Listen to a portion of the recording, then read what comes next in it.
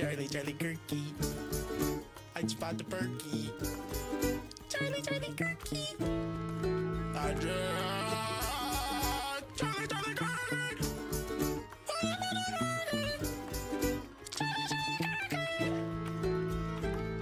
Hobby husband is the winner, yo.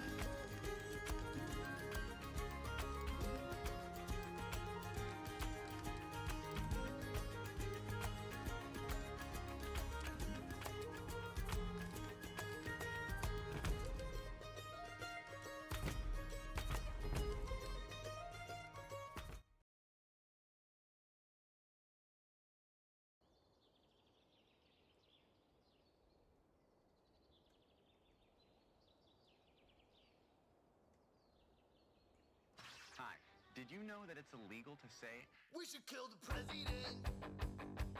Label me a dissident. It's only American to wanna kill the president.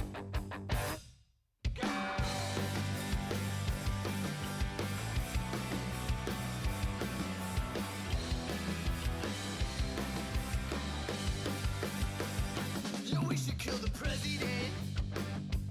Label me a dissident. It's only American to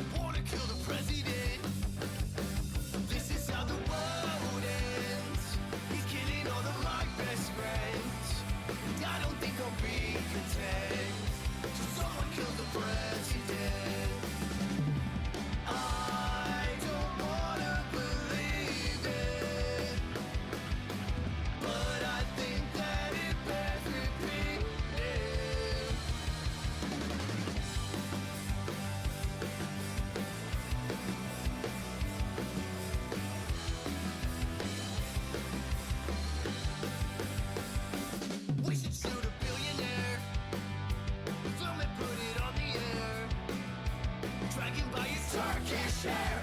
No one cares. We should shoot a billionaire.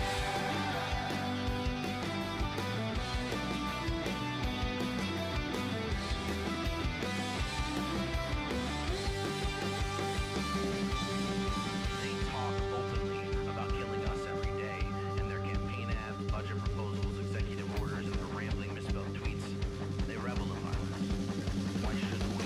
Oh, hello, filthy, miserable dirt peasants. I can't seem to find my very impressive castle. Maybe you've seen it? We should kill the president. We should kill the president. Yeah, we should kill the president. We should kill the president. Yeah, we should kill the president. Yeah, we should kill the president. We should kill the president. We should kill the president. Yeah, we should kill the president. We should kill the president. Yeah, we should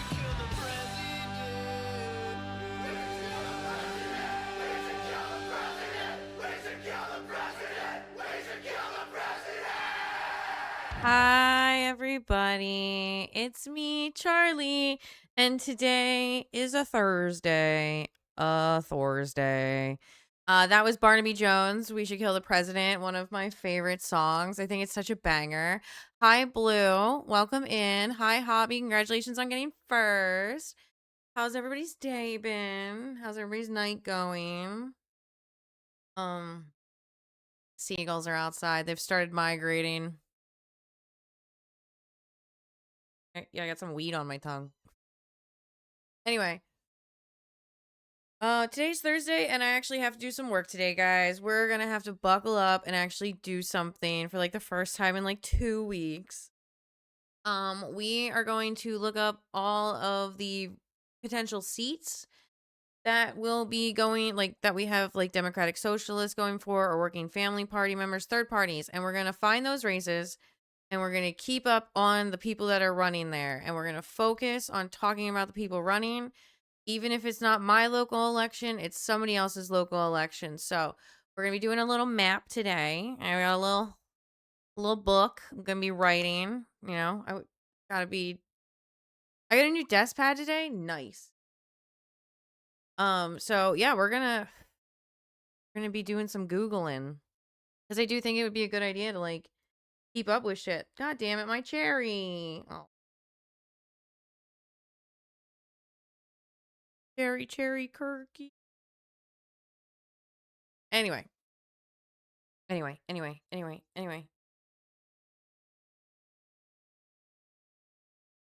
Enough. Ah! I caught my hoop. Alright, so we need to Google some stuff today. I'm going to put a little background noise on.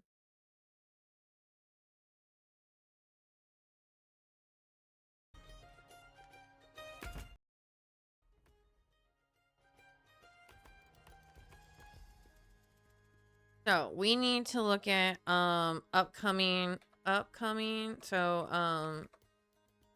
2026. Oh, Noompad, turn on. 2026 midterm Kent election.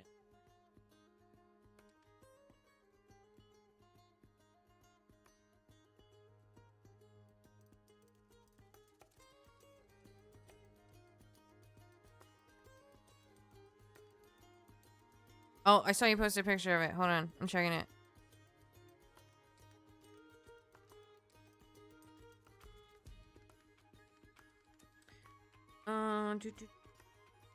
Board IRL game.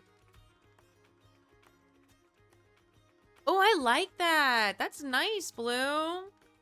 I'm a fan. That looks good. Yeah. Hey, I can see the stream up on your computer and the Discord. Yay! I can totally see your DM list too. Especially when I scroll in.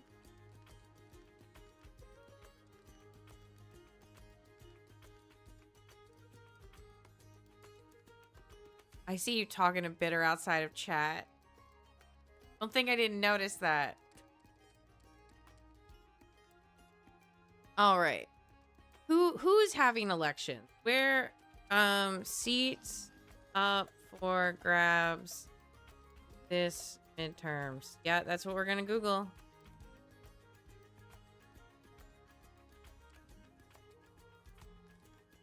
All right, so all of the House of Representatives and 33 seats in the Senate.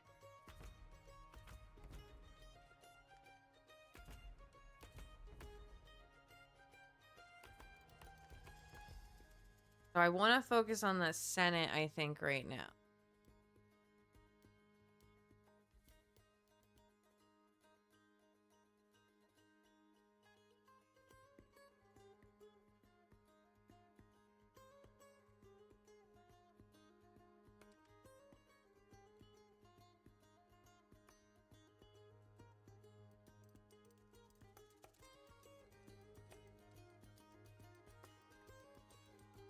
Okay. Not what I want. I want like a list of states where there's going to be election. Bipartisan policy. I mean, a lot of servers. I know. I saw that too. Enhance. Hacker noises. I'm in. All right. Primary elections. Yep. Election day, November 3rd. Post-election period. First day. All right. So.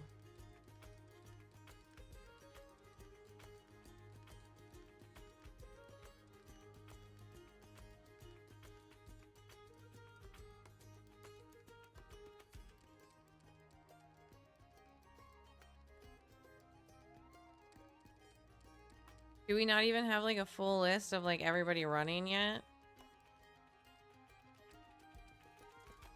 We're setting off fireworks.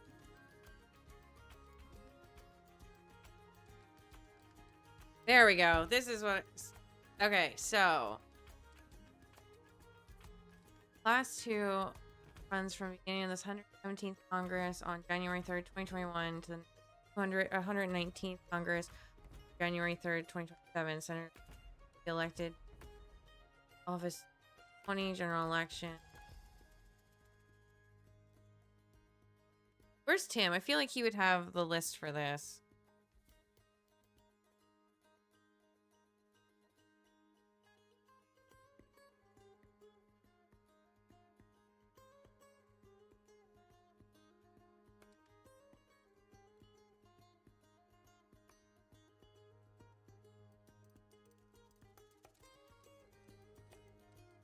Okay, so this is actually really helpful. Cool. This was the most helpful thing I've found so far. So the states that are colored, right? Every single one that's colored in is a state that's going to have an election. The colors are just toss up Democrat or Republican. We're not focused on that, okay? What we want to do is write down the state where we're going to be having the election so I can now narrow it down versus having to look at all 50 states. Now I just have to look at, you know, whatever this is. 2026 Senate. Yeah, so anything in gray is not going to be having an election. All right, so primaries.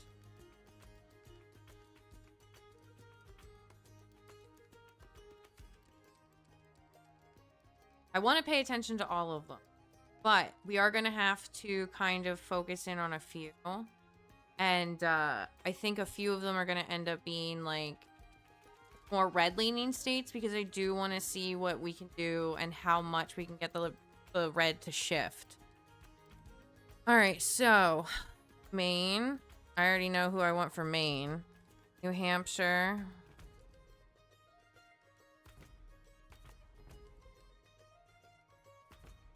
Not Connecticut, New Jersey.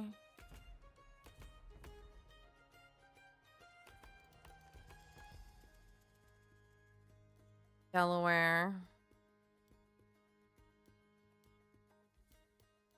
Oh, did I write? No, Rhode Island. Massachusetts. I totally skipped over the best of the New England colonies. My bad. Massachusetts.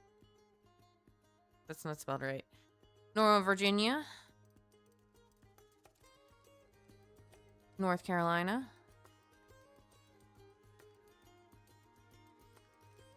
That's wrong. South Carolina. That's also wrong.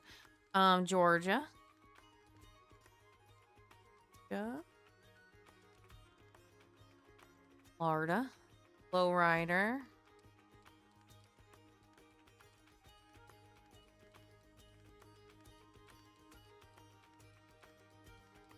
West Virginia.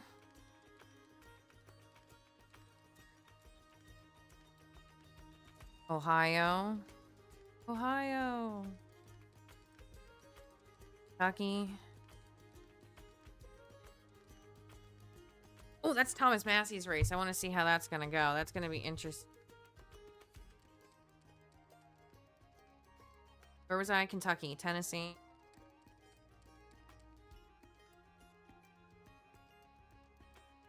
Alabama.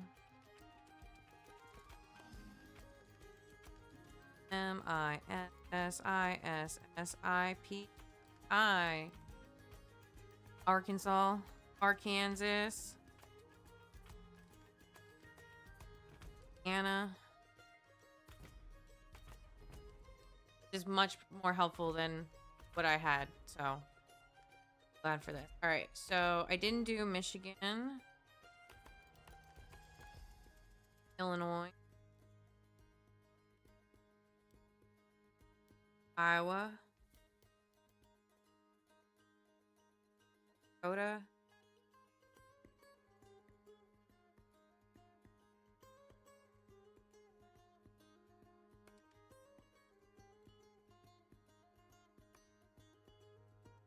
Nebraska,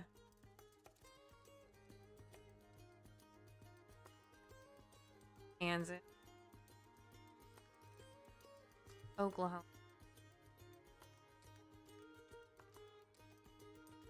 top of the list because I ran out of space. Oklahoma. Did I do Texas? This?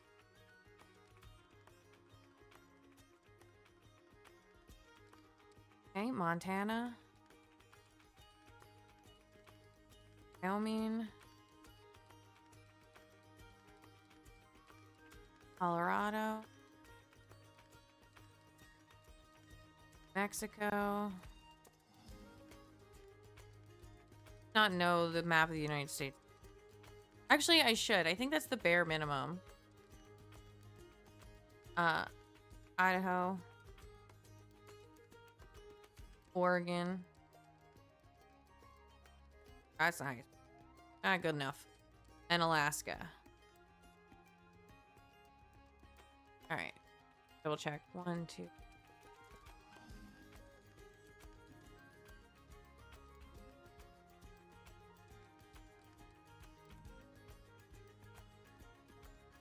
$30, $31, $32.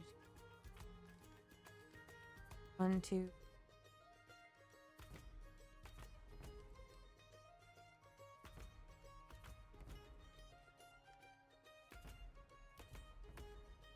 $27, $28, $29, $30. Did I say 35? Okay. Cool. Perch.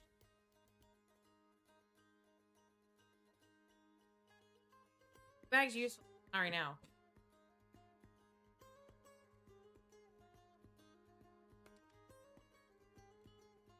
All right, so now we're gonna look up those races, and that's just the Senate. Then wait, is it everywhere for the House of Representatives? Yeah, it is. All right. Hi, Bitter. Oh, you almost had it. You gotta be quicker than that. We're gonna This start at from the Libby 0 top. and is too slow. Right, guys. We're gonna start from the top. Our first race that we're gonna check out is gonna be in Maine. We're gonna see what they're electing. Midterm election.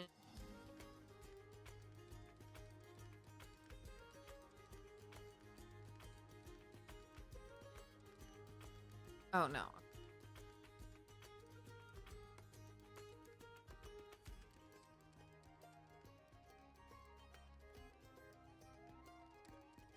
Okay, so for federal, for the U.S. Senate, we've got Susan Collins, who's currently holding it and has held it for a very, very long time. And is just an awful human being. Who is running against. There's a couple of different people, but the ones we're going to be paying attention to is Janet Mills, who was supposed to debate the other opponent that we're going to get into in a second. Hello, Charlie, I guess. Hi. Didn't I say hi, Bitter? Janet Mills, who is the current governor of Maine, and Graham Plattner. Those are the three that we're going to be seeing going against each other. Now, Maine has its primary for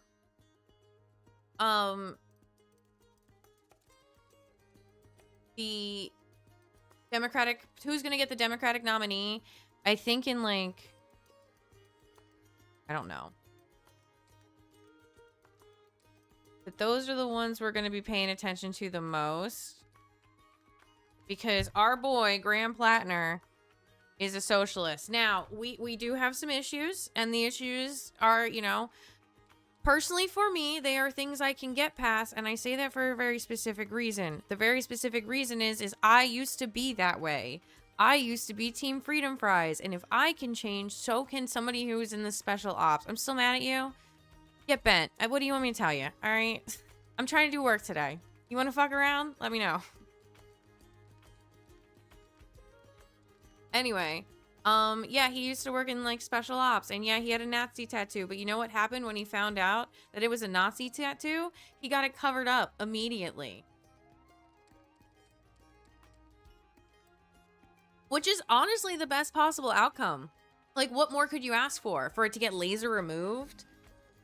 So, I want to see Graham Plattner take it.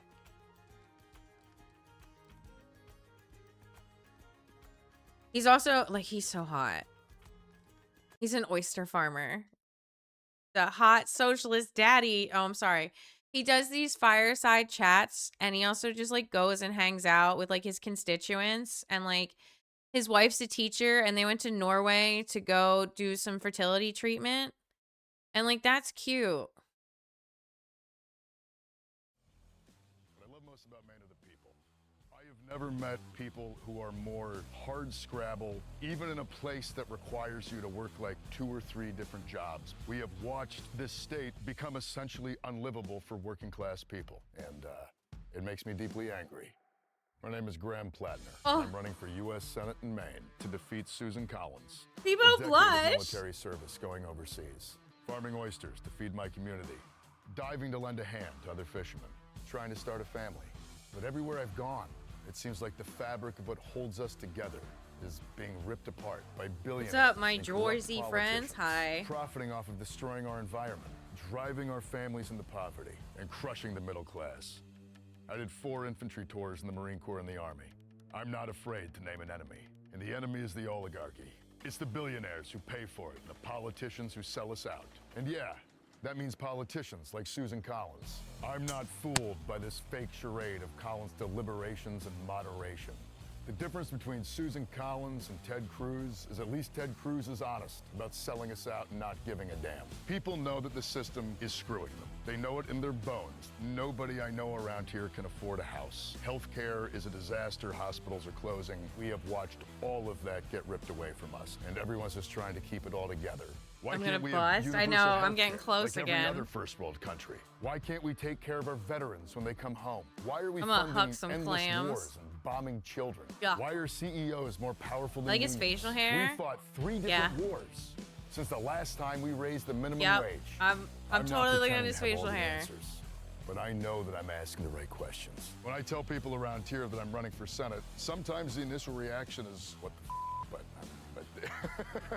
but when I tell them why I'm doing it, because I truly do believe that we can build a system that is going to represent working people, the #1 response has been, well, thank God somebody's going to do it. You're supposed to fight for the things you love. This is our home, and I will fight tirelessly for it, for you. It's Mainers first. In Maine, always. That was his introduction to, I guess I could have just stayed on the page. But he does fireside chats. He talks about like his town halls. He actually was set to debate Janet Mills and she did not show up.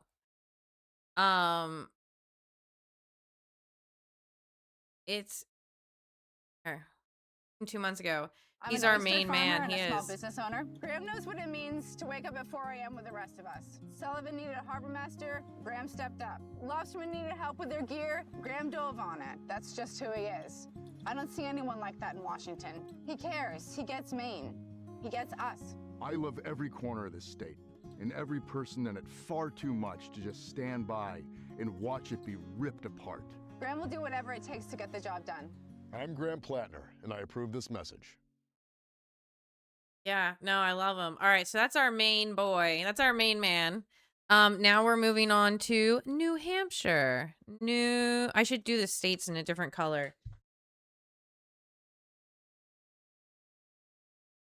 States in blue. States in blue and races. Well, I should probably grab a red and a blue.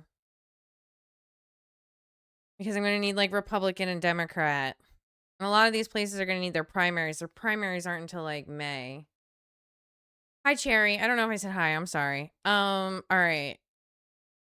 I'll figure it out. But for now, we're going to just do New Hampshire in this greenish turquoise color. New Hampshire. Hampshire. All right.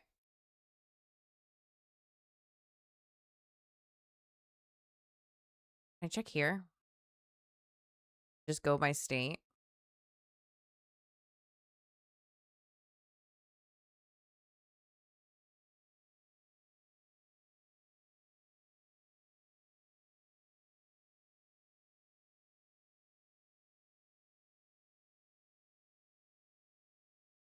Cool. Select your state. New Hampshire. All right. So. Christ, there's a boomer around here. Why am I a boomer now? What did I do? Wait, it says that there are no elections happening in New Hampshire. I almost forgot. Was the boomer for you or for me?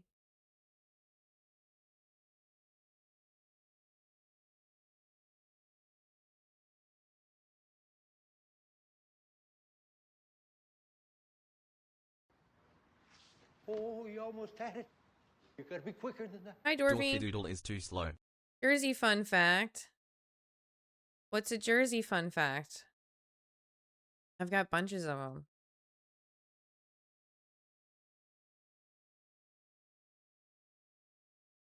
Did you know that every baseball is rubbed with mud from New Jersey? For you, it's how I greet you now. Thanks.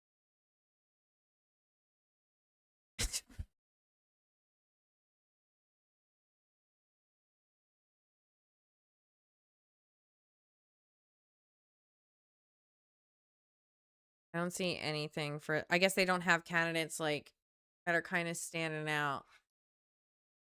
All right. So who's going to New Jersey? Ugh. New Jersey upcoming elections. Cory Booker is not up for re-election this year. He is safe in his seat, but not for long. Okay.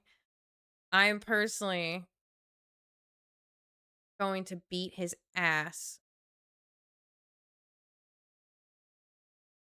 Candidate information.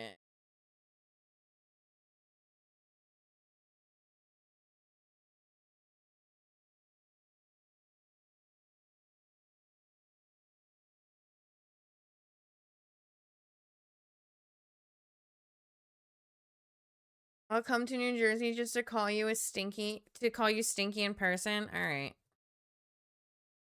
Won't be the first, won't be the last, won't be the worst thing that I'm ever called to my face.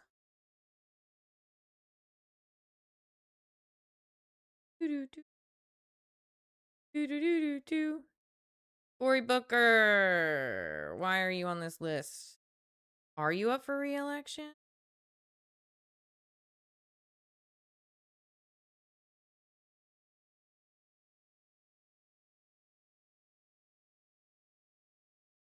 There's nobody challenging him? Oh, this isn't fair. Oh, this is not fair. Oh. It's not fair because I'm too far away in New Jersey to run for him. I don't think it's good for people in different districts to like run for a district they don't live in. Why am I mad at you again? I don't know. Why are you mad at me again? I didn't do anything. So Cory Booker, no, currently in New Jersey, no one is running against Cory Booker.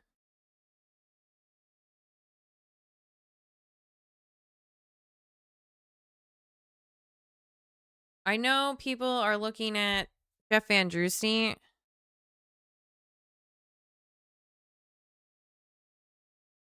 And right now there's like 2 people that are kind of like the front runner.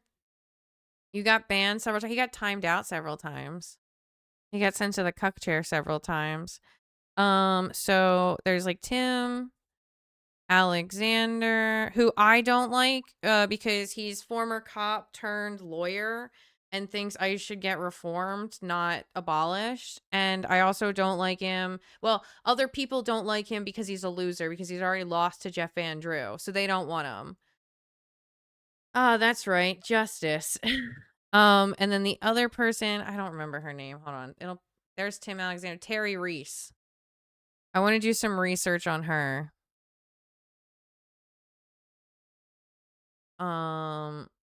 God, this Bailey Wider, he is the most milk toast guy I have ever had the displeasure of watching a political campaign from. He takes a cardboard cutout of Jeff Van Drew. It reads honestly like a used carsman, like a dealership commercial. Like, he takes a cardboard cutout to the beach and starts talking about Jeff Van Drew, but starts talking to him about as like a person and doesn't also give us any policies or reasons to vote for him. And he's just boring. We need a new pillow for the cuck chair. I ate them. Subscribe, I guess, or give some subscriptions if you want me to get new pillows for the cuck chair.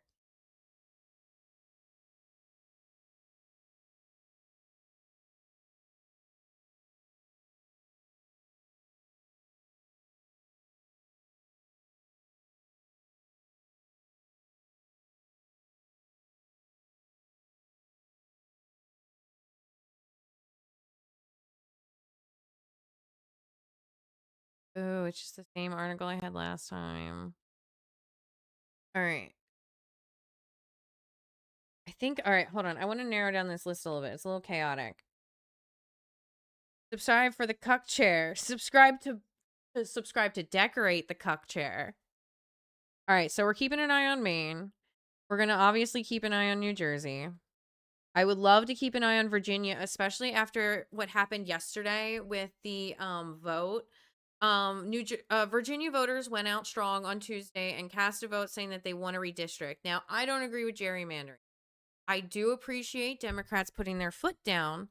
However, this could swing the opposite direction. Say, maybe if, suddenly the Democratic Party wanted to do like Israel only and then wanted the United States to become Israel, and then it would just use those seats to do what it wanted with because it already had those tickets.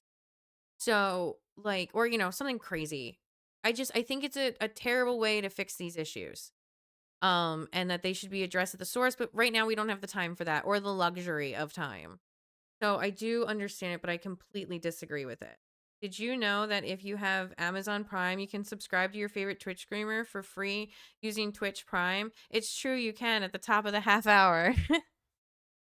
Thank you for the debate. So, anyway, Virginia is going to be interesting because the state overwhelmingly passed referendum to redraw the the district lines for the election. It went to a judge on Wednesday and it was immediately like shut down. They were like, nope, this is illegal, we're getting rid of it. Now it's going to the appeals court, and from what I understand, and I can be completely wrong about this and I would love to be corrected, please, harder daddy, I would just like to say that it should go to the appeals court, and then depending on how that goes, it should go to the Supreme Court from there. But I'm not 100%. That being said, Virginia is going to be an interesting race because I think a lot of people are going to be pissed the fuck off that happened. Like, they're doing everything that they can to push back, and you're stripping it away from them, and they're only going to push back harder, and they're going to see how, like, if that vote had been, like, kind of close, it would have been one thing. It was, like, 10-1. If you met 11 people outside, 10 of them were voting for this. That's insane. And so the fact that just got tossed out is going to piss a lot of people off. Another race I want to keep an eye on is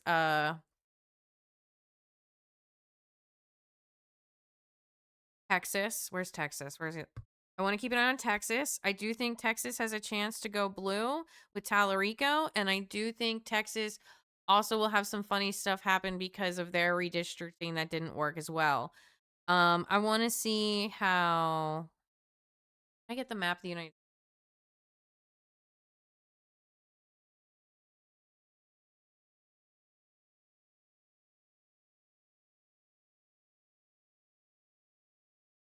Get just a map.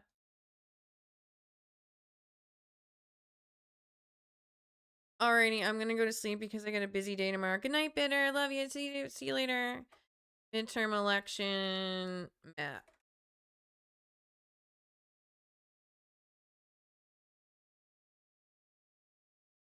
Okay. Oh, this is an even better list. Okay, so I want to keep Oregon. I don't need to worry about. New Hampshire.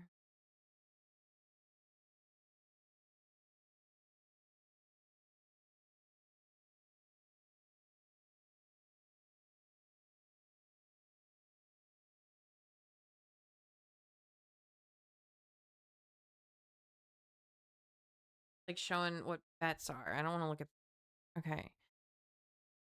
I want to look at definitely Virginia. Definitely. I want to look at Massachusetts. I want to look at Michigan.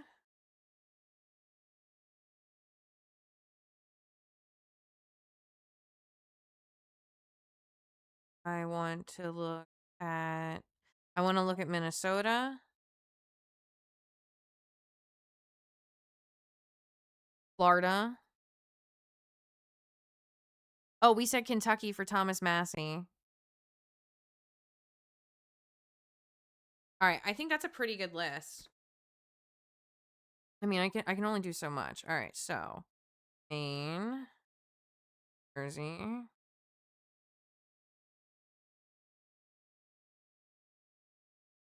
it's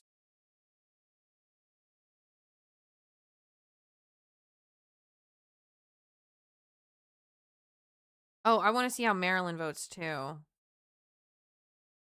That's a good test for like how DC is failing because most of that area is like around DC, both Virginia and Maryland. And you also have Baltimore, which has been struggling a lot lately. There's been a lot of pushback with the ICE raids. And also the mayor of Baltimore got like I don't even know. He's been like pulling like Zoran numbers for getting shit like cleaned up. It's been fantastic. Oh, New York's got some races. New York. Brad Lander's running. My boy. Did I write down Florida? No. Low rider. In. Soda. Kentucky. Exit. All right. Now we have a list. We're cooking, guys. We're cooking. Maine we just checked out. Specifically want to keep an eye on Grant. Plant. All right. And then New Jersey.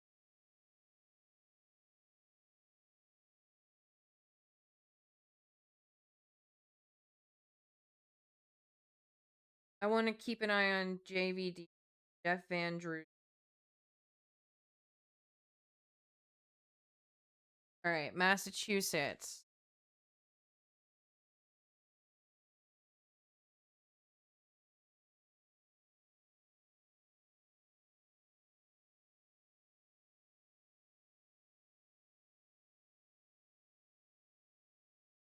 A lot of this is going to be tough too because not everybody has their primaries yet.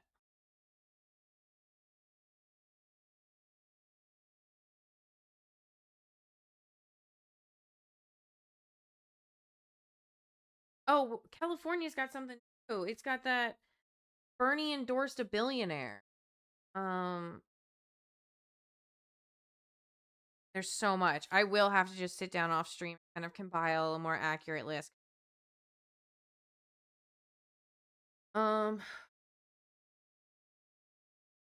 Texas. I want to go over Talarico.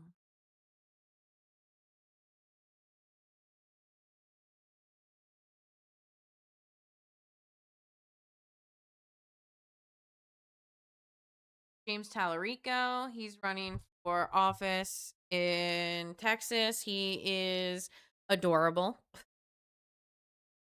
But I like his policies. I wasn't 100% trusting of him, but he is doing pretty good. I want to see if I can get just like a campaign video. He put a lot of his videos in Spanish.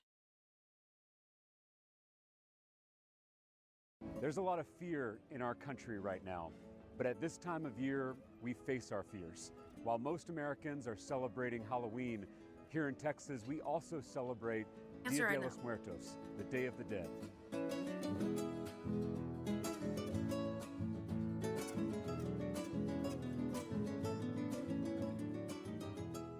This is one of the largest Dia de los Muertos festivals in the country. Tell us what we're looking at. I thought this was more of a campaign video. Families made for their loved ones. We're looking at marigolds everywhere. But I do appreciate. Oh yeah, New Jersey's got that race. No, she won her seat. Never mind. Socialist. She won her primary. No, she won Mikey Sherrill's seat. Thought this was more a campaign video. But I really like that they do it. They did it. They're doing it.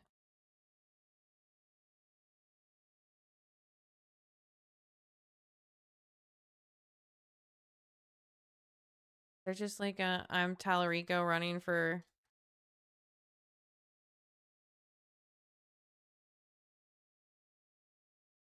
make this one big. What she said.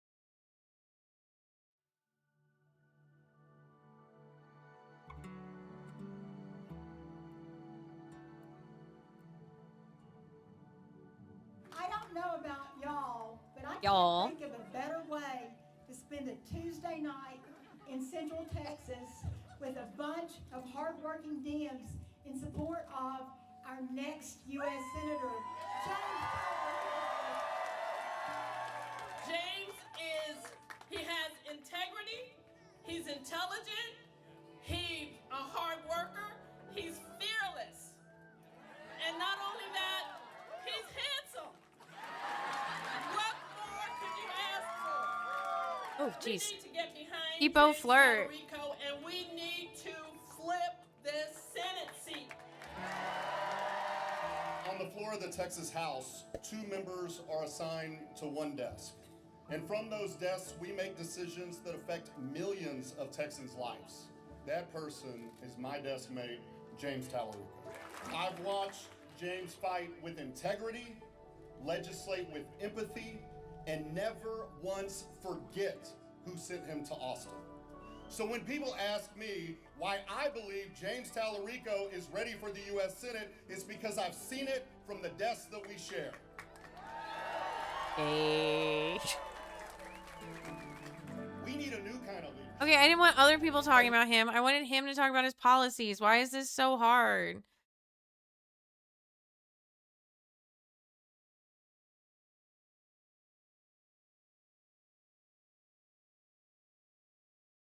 They're not just like a I'm running video, like an introduction, like Graham Plattner.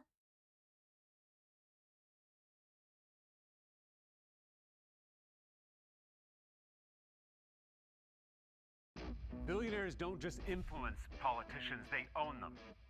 That's why I don't take corporate PAC money. It's why I fought to cap campaign contributions. In the Senate, I'll ban billionaires from making unlimited secret donations. I'll stop members of Congress from trading stocks, and I'll raise taxes on those at the top to fund tax cuts for the rest of us. I'm James Tallarico, and I approve this message because our government should work for all of us, not just billionaires. So that's Tallarico.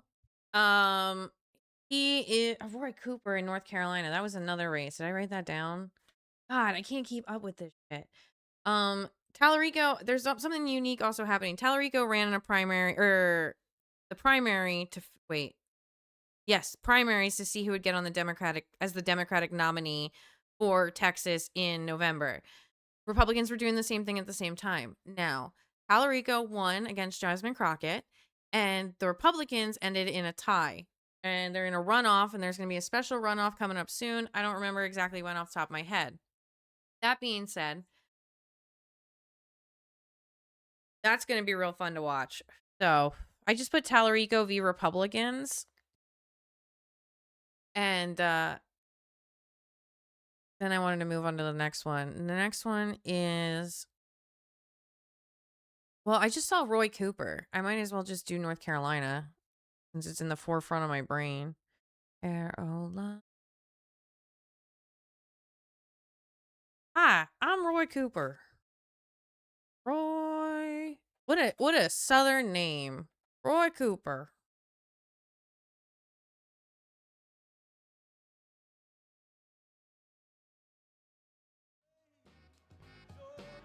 No, I don't want a speech. No. No. That's not what I'm here for, sir. I'm hungry. I should go get some food.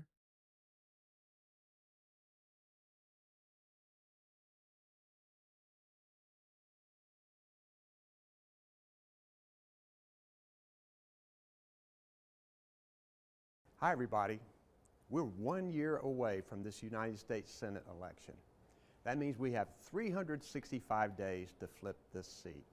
365 days to help those people who are paying too much at the grocery store, too much for rent, too much for childcare, too much for utility bills. He's shaking People and the who are seeing handy their cam is health care shaking. being ripped away. Looking to Washington for help and not only finding none, but getting hurt by Washington. So many of you guys have joined this campaign because you know that we can make a difference together. And for that, I thank you. Many of you are giving every month. Many of you have signed up to volunteer, and I am so grateful. I truly believe that our best days are ahead of us. I'm filled with hope about— Okay. Thanks, Roy Cooper. God, I love the South, but y'all are too slow. I can't. All right. So now I need Florida. Although it's tough because I don't even think they've had their primary yet. They might be redrawing seats.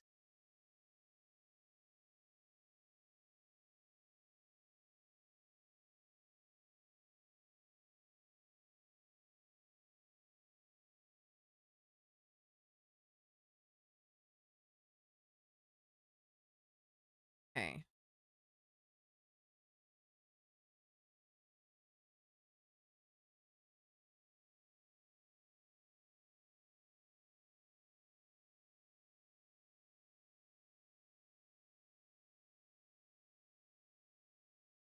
Breaks it down by how.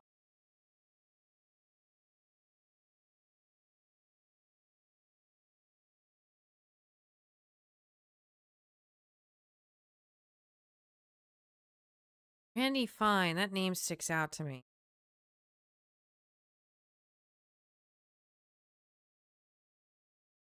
Corey Mills.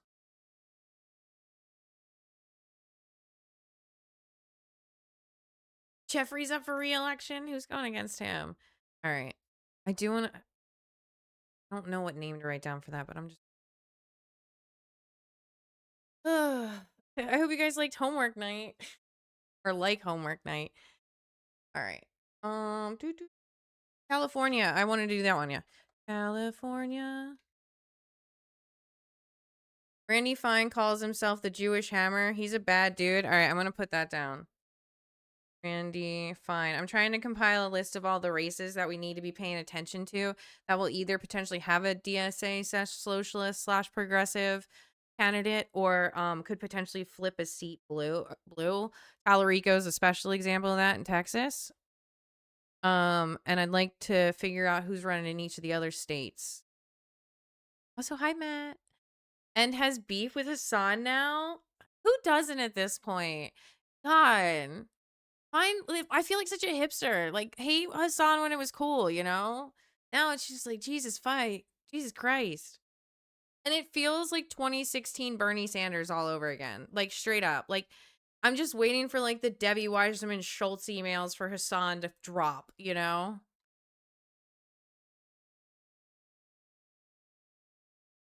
California governor.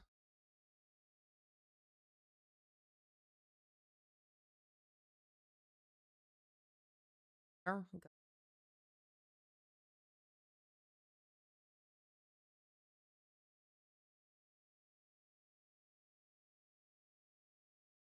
Gonna show me who's on the ballot. What's the rich guy? The billionaire that Bernie endorsed?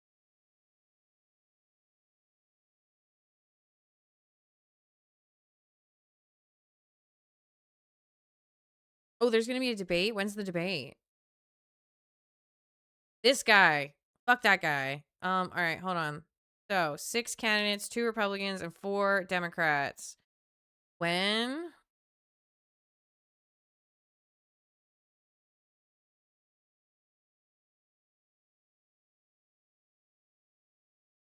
Oh, did it already happen? Did I miss it?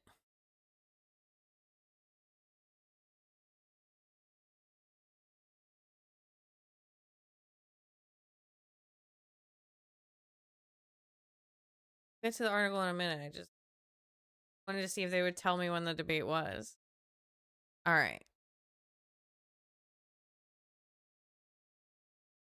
So it's like, I think, okay, so California's like a jungle primary, right? Where it's like kind of everyone for themselves.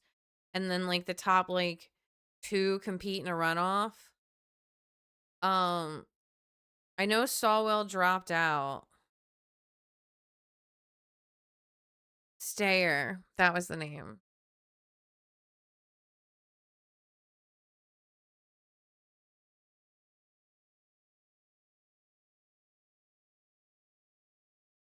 Wait, did I spell that right? E-E-Y-E. California. Spell that right. Oh, I did. The richest people in America think that they earned everything themselves. Bullshit, man. That's so ridiculous. There's a reason everybody comes here to start businesses, because this is the place that invents the future. I never want to lose that spark.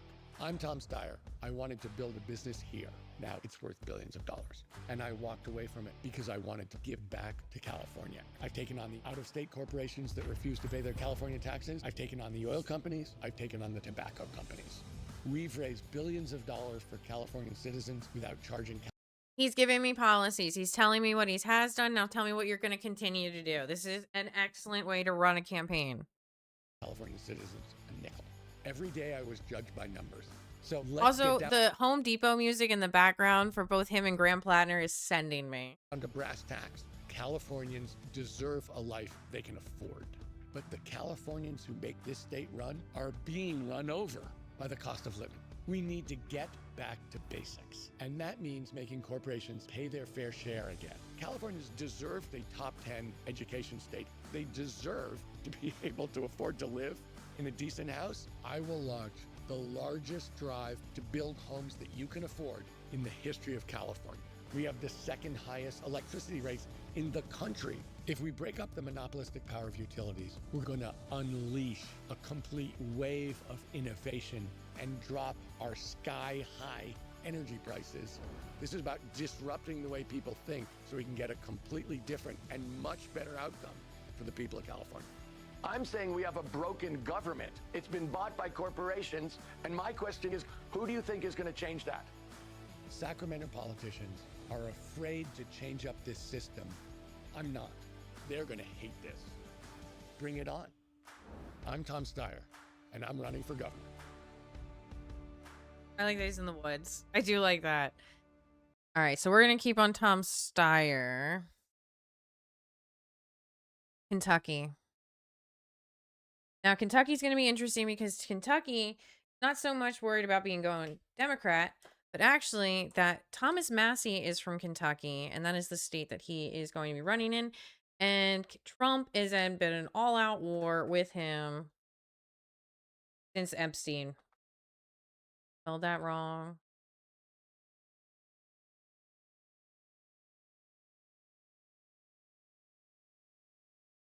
Thomas Massey says $10 million wasted in Kentucky's GOP primary. Imagine if they had used that in Virginia. Thomas Massey said Republicans wasted the money spent funding for his opponent and attack ads against him in the upcoming Kentucky primary race. Yeah, they're going hard against him. They've wasted $10 million in my race already. Imagine if they had used that in Virginia, Massey wrote in a social media platform. When he says Virginia, so I need you guys, non-Americans, and when he says Virginia, a lot of times people refer to DC as Virginia, especially when you're in the South, especially if you're below the Mason-Dixon line. You will call it Virginia. You will not call it, or you'll call it Washington, but usually it's Virginia. Richmond is a big one too. Even though Richmond isn't anywhere really, well, it's not that far from DC, but anyway, where was I? Democrats redistricting win in, wait, referencing Democrats Tuesday redistricting win in the state. Massey was responding to the post from a different user discussing analysis of the money spent in Virginia's referendum. President Trump has backed Ed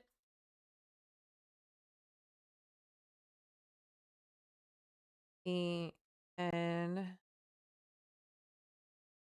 Ryan challenged Massey in Kentucky's Republican primary on May 19th. Oh, we got a date.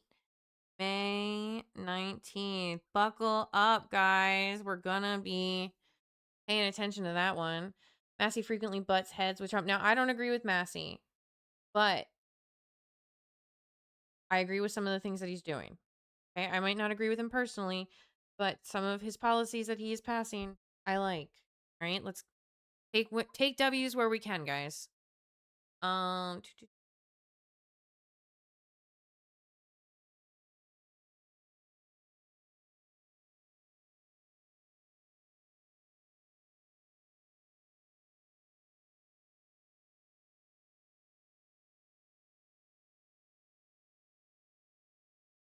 Or maybe he means like, I don't know.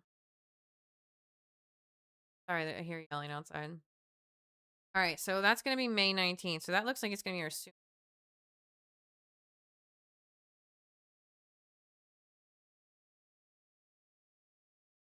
Texas. In California. New York, Brad Lander. New York.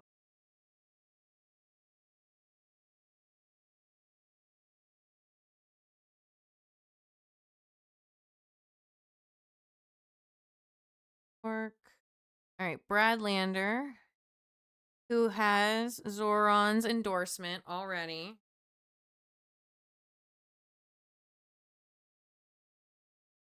Now, I like Brad Lander. I like Brad Lander a lot because since I saw him the first time on the debate when it was like everybody for the first debate, you know, the whole like, the name is Mamdani, Memdani. Like, ever since that one, I've noticed Brad, in fact, or Brad Lander, because I'm like, get that dad off the stage. And also he got himself detained by ICE defending constituents. He has changed his position on Israel drastically since talking with Zoran, and since this they endorsed each other. So New York has something, I forget what it's called, but New York has a different primary system than my state. New York has ranked choice voting, which is where you pick a bunch of people in the order you would like Like you would rank them. Like if it would be like me, Bitter, Blue, Hobby, and Dorothy, you know, how would you rank those? And whoever gets the most number one becomes the number one pick. And then whoever does the number two is the number two pick. And, you know, and then me, you know, somebody who is number five a bunch of times could end up getting, you know, fourth place or whatever. So there are ways, but usually like by like round 3 of the votes. But Brad Lander did lose the primary, but he crossed endorsed Zoran, which was really cool. And I think a great way to build coalitions outside of just Republicans working with Democrats. Like Democrats working with each other. So I wanted to show you guys for Brad Lander. Hi, Brad. Oh God, it's so loud. Shh.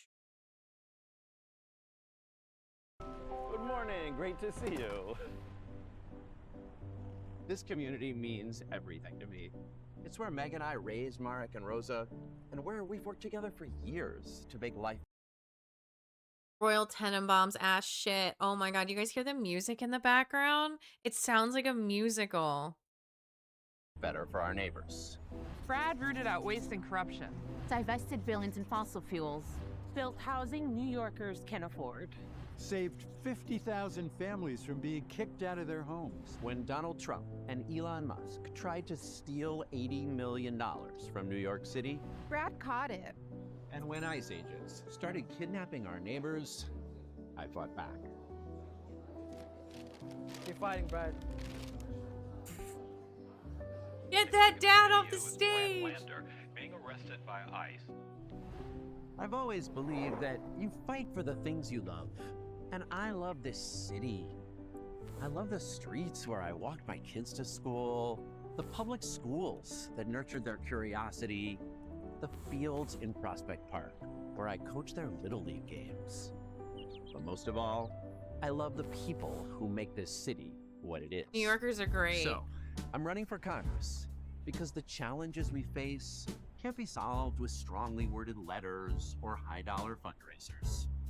And not by doing apex bidding in a district that knows our safety, our freedom, our thriving is bound up together. Our mayor can have an ally in Washington instead of an adversary in his own backyard. At a moment of dark oppression, we can shine by fighting back together. While the oligarchy drives an affordability crisis, they shouldn't be able to buy a seat in Congress. I love his tempo and the way he's kind of, it feels like almost like a speakeasy slow jazz like night, and like it's very New York City at 2 a.m. kind of a vibe. Like I'm feeling it, and I like the way he's not like yelling. He's not like, I'm gonna do this. He's like, and we're gonna talk about it like this. And like, oh, this is great. This is great advertisement. Great, excellent. Editing team, sound effect team, 10 out of 10. While our neighbors are being demonized and attacked, we can put our bodies on the line to protect them. New York is for everyone.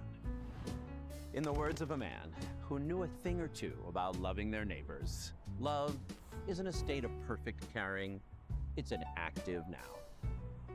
I know it's corny, but I love the idea that democracy is just neighbors working together to make our lives in common better. Thank you, comrade. Okay, I'm biased, but I think we do it here better than anywhere else. I'm Brad Lander, Dad Lander, Councilmember Lander, Comptroller Lander, and it would be an honor to serve you as Congressmember Lander. I love him. Would you be mine? Could you be mine? Won't you be my neighbor? Excellent commercial, excellent advertisement, 10 out of 10. Who I hope he's paying those people well. I think he is though. All right, so we got Kentucky, we got New York. We looked at New Jersey. We looked at Maine for Graham Plattner.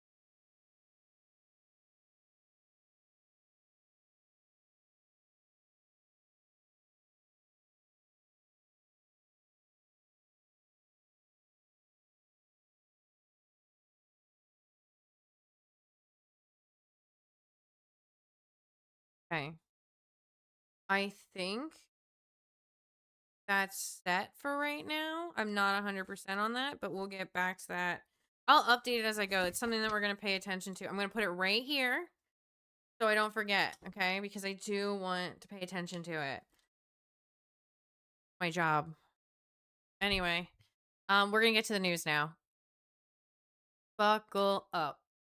I have no idea what the hell's been happening.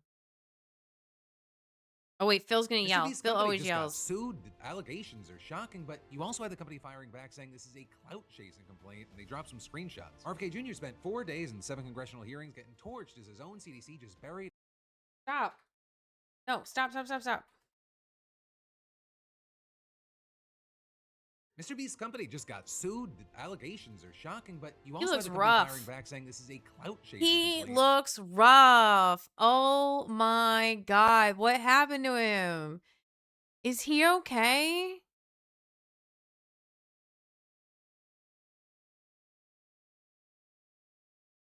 Like, I don't know, man. He's looking rough. I don't know what it is.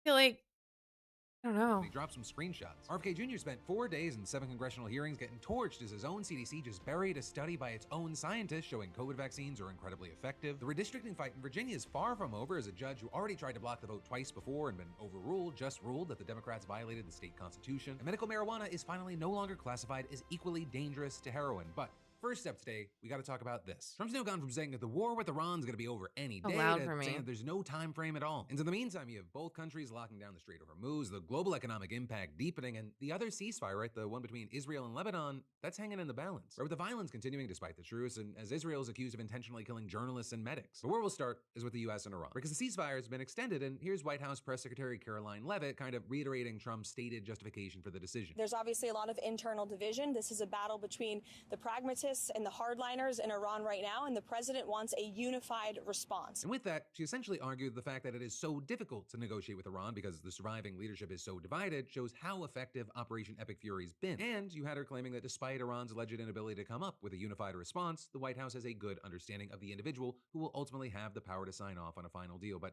she also wouldn't say who. And then as far as when we might expect to get a decision from that individual, there were reports yesterday that Trump was only giving Iran a few more days, but Leavitt said that Trump has not set a firm deadline for Iran to respond. And then as far as Trump, he gave an even more open-ended answer, telling Fox News that there was no time pressure on the ceasefire and there was, quote, no time frame for when the war might end. And adding, people say I want to get it over because of the midterms. Not true. We want a good deal for the American people. And of course, this seems to be yet another massive shift from his initial claim that this war would just last 4 to 6 weeks and his repeated claim since then that it would end very soon. And this also isn't the only way we've seen Trump seriously walking it all back. Right, as we've talked about, his efforts to reopen the Strait of Hormuz have involved repeated threats to destroy energy and other civilian infrastructure across the country. We're talking about attacks that experts say would likely be war crimes. Also, can't forget, he threatened the death of Iranian. Oh, we haven't read the roll call today yet. Roll call time.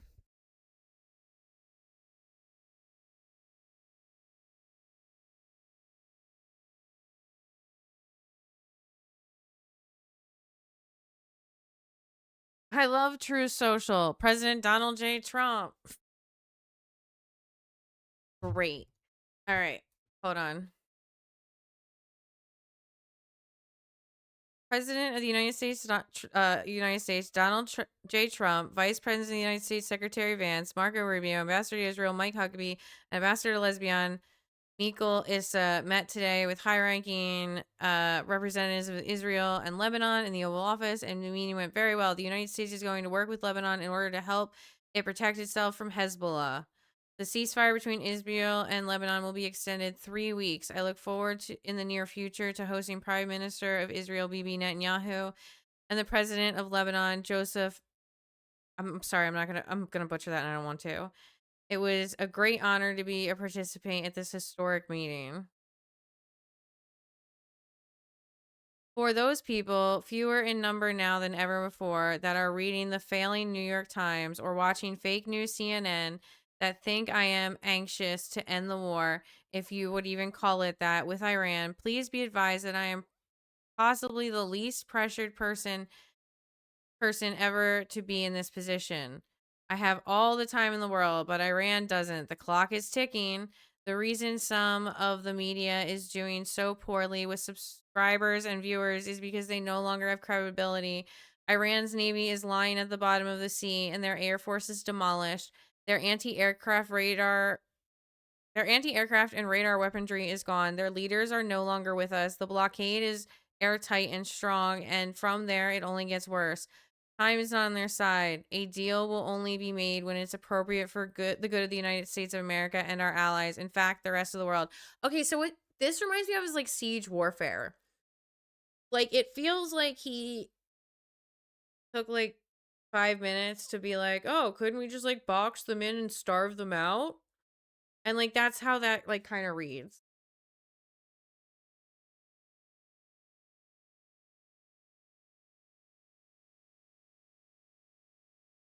All right.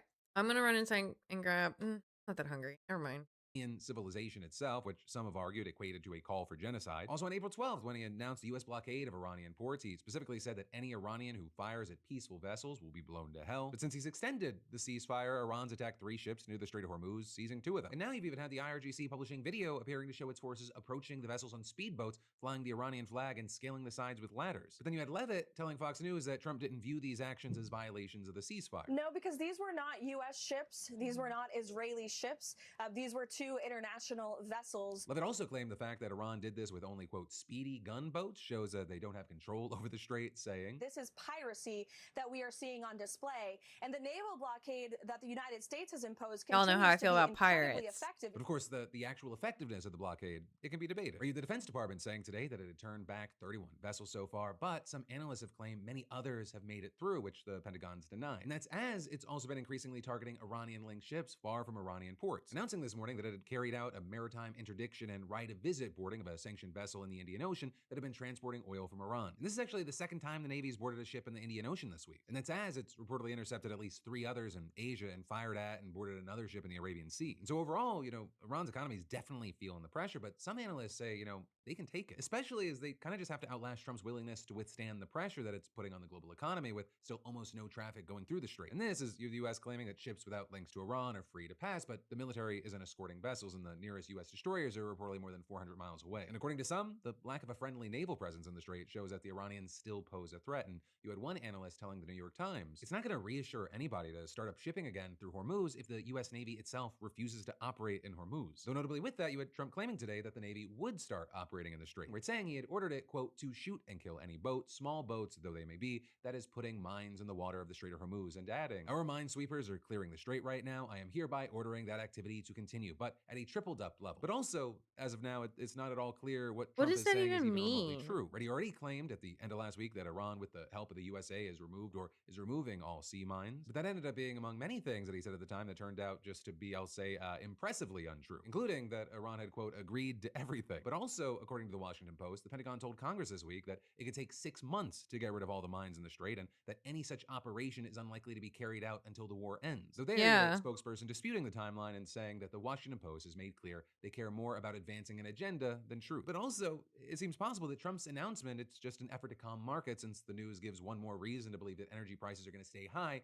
even if the war ends tomorrow. And then also, while the Pentagon's doing damage control, it's also dealing with chaos of its own, because Defense Secretary Pete Hegseth fired the Navy's top civilian official, Secretary John Phelan. He's a businessman that was appointed to the role by Trump despite having almost no relevant experience, except maybe for the fact that he flew on Epstein's plane in 2006. And as secretary, you had him promoting a new type of vessel to be called the Trump-class battleship. But then also, he's reportedly clashed with other top leaders at the Pentagon, including Hegseth, and so now he's out. Though really, he's just the latest. He was eliminated in the Iron Chef competition, I'm convinced. Oh god, my shorts. In the shakeup Right of the now. department. This is coming just weeks after Hegseth's wartime firing of the Army's top uniformed officer, General Randy George, along with another general. And then, of course, I think they're just in the final rounds of the Iron Chef competitions, okay? to Hegseth also firing other generals as well as admirals, lawyers, and many of the people whose job was basically to prevent the military from accidentally blowing up a school full of little girls. That said, though, Phelan's firings are apparently unlikely to directly impact naval operations related to the war, although the confusion surrounding his dismissal could apparently make it harder for the military to replenish its stock of certain missiles and high-end air defense systems. And then you've also had some arguing that this may ultimately have other less tangible effects. Or with Senator Jack Reed, for example, the top Democrat in the Armed Services Committee, arguing in a statement, this kind of disruption at the top sends the wrong signal signal to our sailors and Marines, to our allies, and to our adversaries. Then also, with everything, we've got to talk about the ceasefire between Israel and Lebanon, because today you had the U.S. hosting a second meeting between the two sides, as we're now more than halfway through the truce. Though, of course, I need to put an asterisk on that, because despite the agreement, Israel has continued to occupy parts of southern Lebanon, demolishing homes and buildings and barring residents from returning, as it creates what it's calling a buffer zone about 10 kilometers deep into the country. Right? And it's also continued strikes against what it says are Hezbollah targets in the country, claiming self-defense, and then you have Hezbollah firing rockets and drones into Israel in what it calls a response to violations of the ceasefire. Though also what we've seen is that the Israeli military is capable of doing a lot more damage, having killed more than 2,400 people since the fighting began on March 2nd. And actually yesterday, it killed at least 5 more people, including a journalist, with Lebanese officials claiming that she and a colleague who was wounded were deliberately targeted while hiding out in a home following an earlier strike. Right? And they also claim that the Israeli military then targeted the rescue workers trying to come to their aid, with soldiers allegedly firing at a Red Cross ambulance and a drone allegedly dropping a grenade on rescuers trying to lift the wounded journalist from rubble. And so you have many saying, this could have been what's been described as a double tap operation, where Israel strikes once, what they do in the waits for Hunger responders Games to arrive, and then strikes again. And that's something that we saw in Gaza. And now in Lebanon, we've even seen at least one report of a quadruple tap, where after an initial strike, Israel carried out 3 consecutive strikes on 3 sets of ambulances and medical workers. And overall, Israeli strikes in Lebanon have reportedly killed 7 journalists. And that's as the Lebanese health ministry said last week that at least 100 medical workers had been killed in more than 120 attacks on ambulances and medical facilities. And so with this latest attack, you had the Lebanese prime minister accusing the Israeli military of war crimes. And you had the Committee to Protect Journalists similarly saying in a statement, the repeated strikes on the same location, the targeting of an area where journalists were sheltering, and the obstruction of medical and humanitarian access constitute a grave breach of international humanitarian law. Though with all that, while the U.S. is facilitating the talks, the Trump administration reportedly doesn't appear to be putting a lot of pressure on Israel. Well, we're gonna have to wait to see what happens there. We also then have to talk about this dispute in the U.S. that could shape the outcome of the next election. And so actually, by extension, could come back around and affect what happens in the Middle East, along with so much more. Right? Because just a day after the votes came in, a Virginia judge has blocked the Democrats there from moving forward with the new district maps. With him saying that there were multiple legal issues, he criticized the ballot question, and now it's standing in the way of the Dems taking back the House. Right? But Virginia Democrats, they say they're already looking forward to defending their new maps in court. And if they win the appeal, this could stop Trump in his tracks or lead him to investigation or impeachment. Yeah. Because the Virginia Dems, they slipped by with a 3-point win that could leave them with a 10-1 majority in the House. And so that would help even the playing field in the redistricting war. Oh, I was wrong earlier then. The midterms. So with this vote, you had Republican leaders saying Democrats attempted to force an unconstitutional scheme to tilt congressional maps in their favor, but the court recognized it for what it is, a blatant power grab. Specifically, you had this Virginia Circuit Court judge agreeing, saying that they violated the state constitution, leaving the referendum ineffective. The judge saying Dems pushed the proposal during a special session of the General Assembly, which he says is a rule violation. And he also said that the referendum was supposed to pass through 2 different General Assemblies with a general election in between before it got to voters. And then he also claimed that they didn't follow the 90-day public notice requirement before voting started, and that the question on the ballot was flagrantly misleading. But notably, this same judge has also tried to bring up legal questions to block this vote twice already, and neither worked out for him. But still, it's worth mentioning that he's not the only one talking about the ballot question. Because for context, the question read, should the Constitution of Virginia be amended to allow the General Assembly to temporarily adopt new congressional districts to restore fairness in the upcoming elections, while ensuring Virginia's standard redistricting process resumes for all future redistricting after the 2030 census? And voters, they had mixed reactions. What are your thoughts on the wording of the question, and how did you interpret it? I would say that this particular ballot item has seen in the media an attempt to really confuse the voters. It's very disappointing that a certain party feels like that they have to resort to certain measures in order to win. The wording of the question on the ballot was pretty cut and dry. It was good. It's very understandable. And even before they saw the question, you had voters complaining about the confusing messaging coming from politicians. Or we talked about it on previous shows. You had people accusing Republicans of purposely trying to confuse black voters with mailers that had photos of the Klan. Right? And there were also some misleading mailers about Obama's position on all this. And so it seemed like there were a number of voters that ended up confused about what side they should be on. Again, with all that, you had Democrats coming out on top, and if they keep up their track record with the appeal, they'll be moving forward. And again, while you had Republicans not happy about what happened in Virginia, you had Democrats saying they're just fighting fire with fire. Wow. Get it. Democrats have attempted and asked Republicans for 10 years to ban partisan gerrymandering. And for 10 years, Republicans have said, no, these are the rules that they have set. So, we're going to have to see what happens there, but there is one thing for sure. The next time anyone complains about anything to me, I am texting them just the clip of AOC saying, wow, wow, wow, wow. It's a generational clip. It's up there with Miss Rachel and Mom Donnie going, wow, wow, wow. And then there's more we've got to dive into in just a minute. But first, let me thank a sponsor and say, figuring out dinner every night, it's rough enough. Then you throw kids into the mix and you're basically trying to manage a circus, and it's starring Meatloaf. And it's not that you don't want to cook, not. It's coming up with something new. It's starring every some single chicken night. That's where nuggets. the creative block kicks in. And these were our nights And some until French today's fries. sponsor, That's what it's starring. With HelloFresh, you can cook meals that actually feel interesting again without turning it into a giant ordeal. And they've got 80 plus recipes every month. Stuff like Vietnamese, Moroccan, Caribbean. So it's not just chicken, rice, or peas. And they send you everything pre-portioned, so you're not hunting down random ingredients you'll only use once and then forget about. It's basically the easiest way to cook something that feels like you actually tried. Plus, you get to experiment with ingredients like lemongrass, curry paste, stuff that you might not grab on your own. And I use HelloFresh because it cuts out the annoying part of cooking and it leaves the part that actually feels worth it. So hey, go to HelloFresh.com/DeFranco10FM right now to get 10 free meals plus a free NutriBullet Ultra Plus 2-in-1 compact kitchen system, which is $189.99 value on your third box. Free I meals don't apply as a know. They discount on don't first like box. New unions. subscribers That's only. my Varies problem with by plan. HelloFresh. Disclaimer, must order the third box. I saw someone on Fallout 76 had a couple of axolotls for sale in their camp vending machine yesterday. Yeah, there's axolotl plushies. I have those. I have the black one, the yellow one, and the pink one. I was waiting for them to come out with the aquarium, and then I uninstalled it from my Steam Deck so I could play Baldur's Gate. And now they've released aquariums for the axolotls, and I'm like, damn. I hope I still have tickets. Or coins or what the fuck ever. By May 31st, 2026. But yeah, nothing hits like home cooking. Then They had ones they finished up. Oh yeah. So every month they change and there's like a reward for catching all of them. But like sometimes people will catch extra and then they'll put them up because some people want them for their aquariums. I like them. I never turn them into bait ever. They stay in my inventory forever. Shoes off.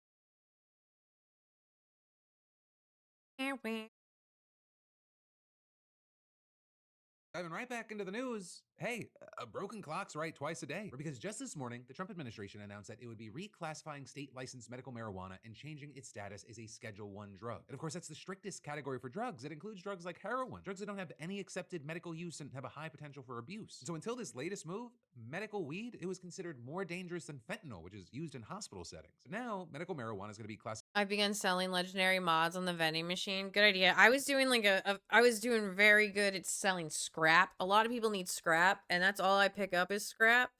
So like when I get to certain amounts, I would just put it in the vending machine. And that worked out really well. Or because I collect recipes. So I always have duplicates, so I sell those a lot.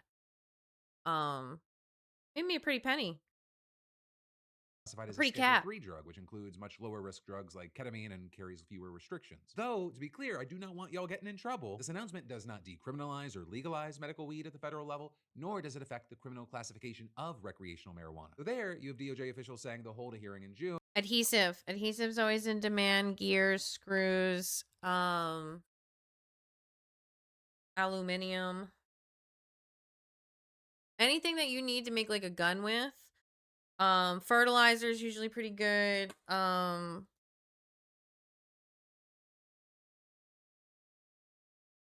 usually not like wood or anything like that, but rubber, plastic, like that. That's usually what I would sell. In order to consider that idea. But still, like, this is just an absolutely massive move that advocates have been pushing for decades, and one that's going to have a number of incredibly significant consequences. Right, first up, the reclassification will significantly expand the kind of scientific research that can be done on pot and its medicinal applications. It'll also open up new banking access for medical marijuana. I imagine I have excess adhesive. I have a tree that gives me 10 every time I check camp. That's really cool. Operators and give them a huge tax break by finally allowing the businesses to claim tax deductions on their expenses, right? And it creates a new expedited registration process for state medical weed licenses in the 40 states where it's legal. So with all this, you have a ton of people saying the reclassification, it's just long overdue, especially given how public attitudes and state level Dude, policies people have both spam shifted in the bounty last hunter decade plus. hunting 40 states things. have legalized medical. What do you mean? The bounty hunt. Oh, is that the thing that they introduced with the ghoul? That's when I stopped playing because it deleted my quest. So bummed.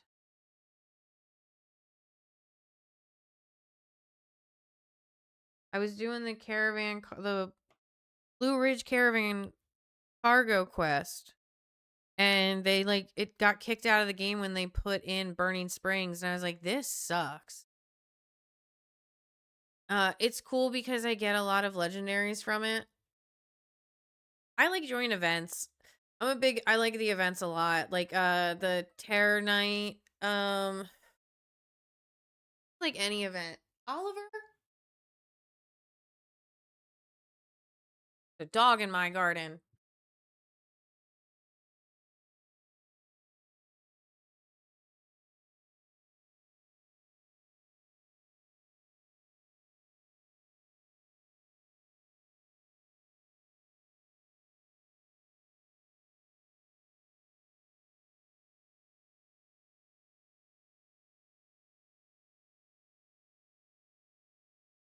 There's this boo.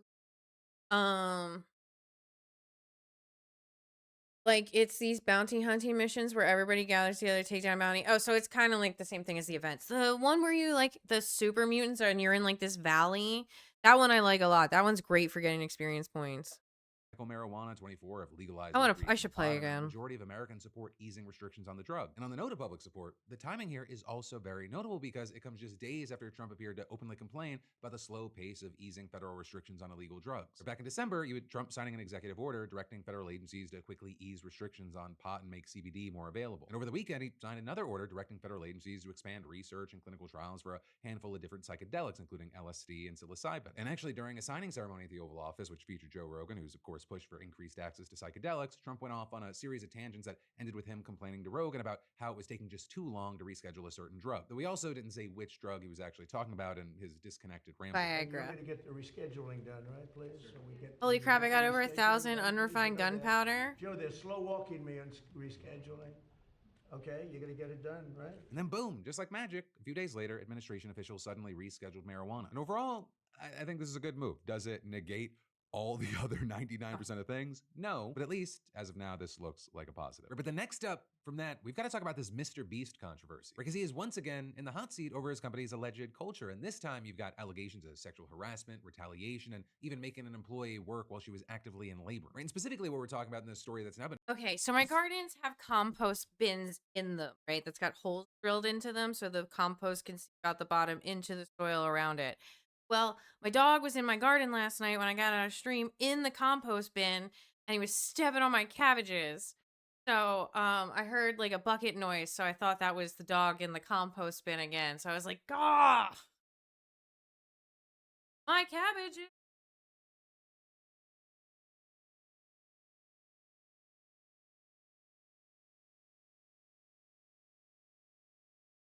Been plastered everywhere, like it was in the New York Times, as coming from a lawsuit that was filed in North Carolina by Lorraine Mavromatis. How much how much cap should I charge for a piece of adhesive? What is the what do they cost? Like what's the sale value currently? Or does it just grow?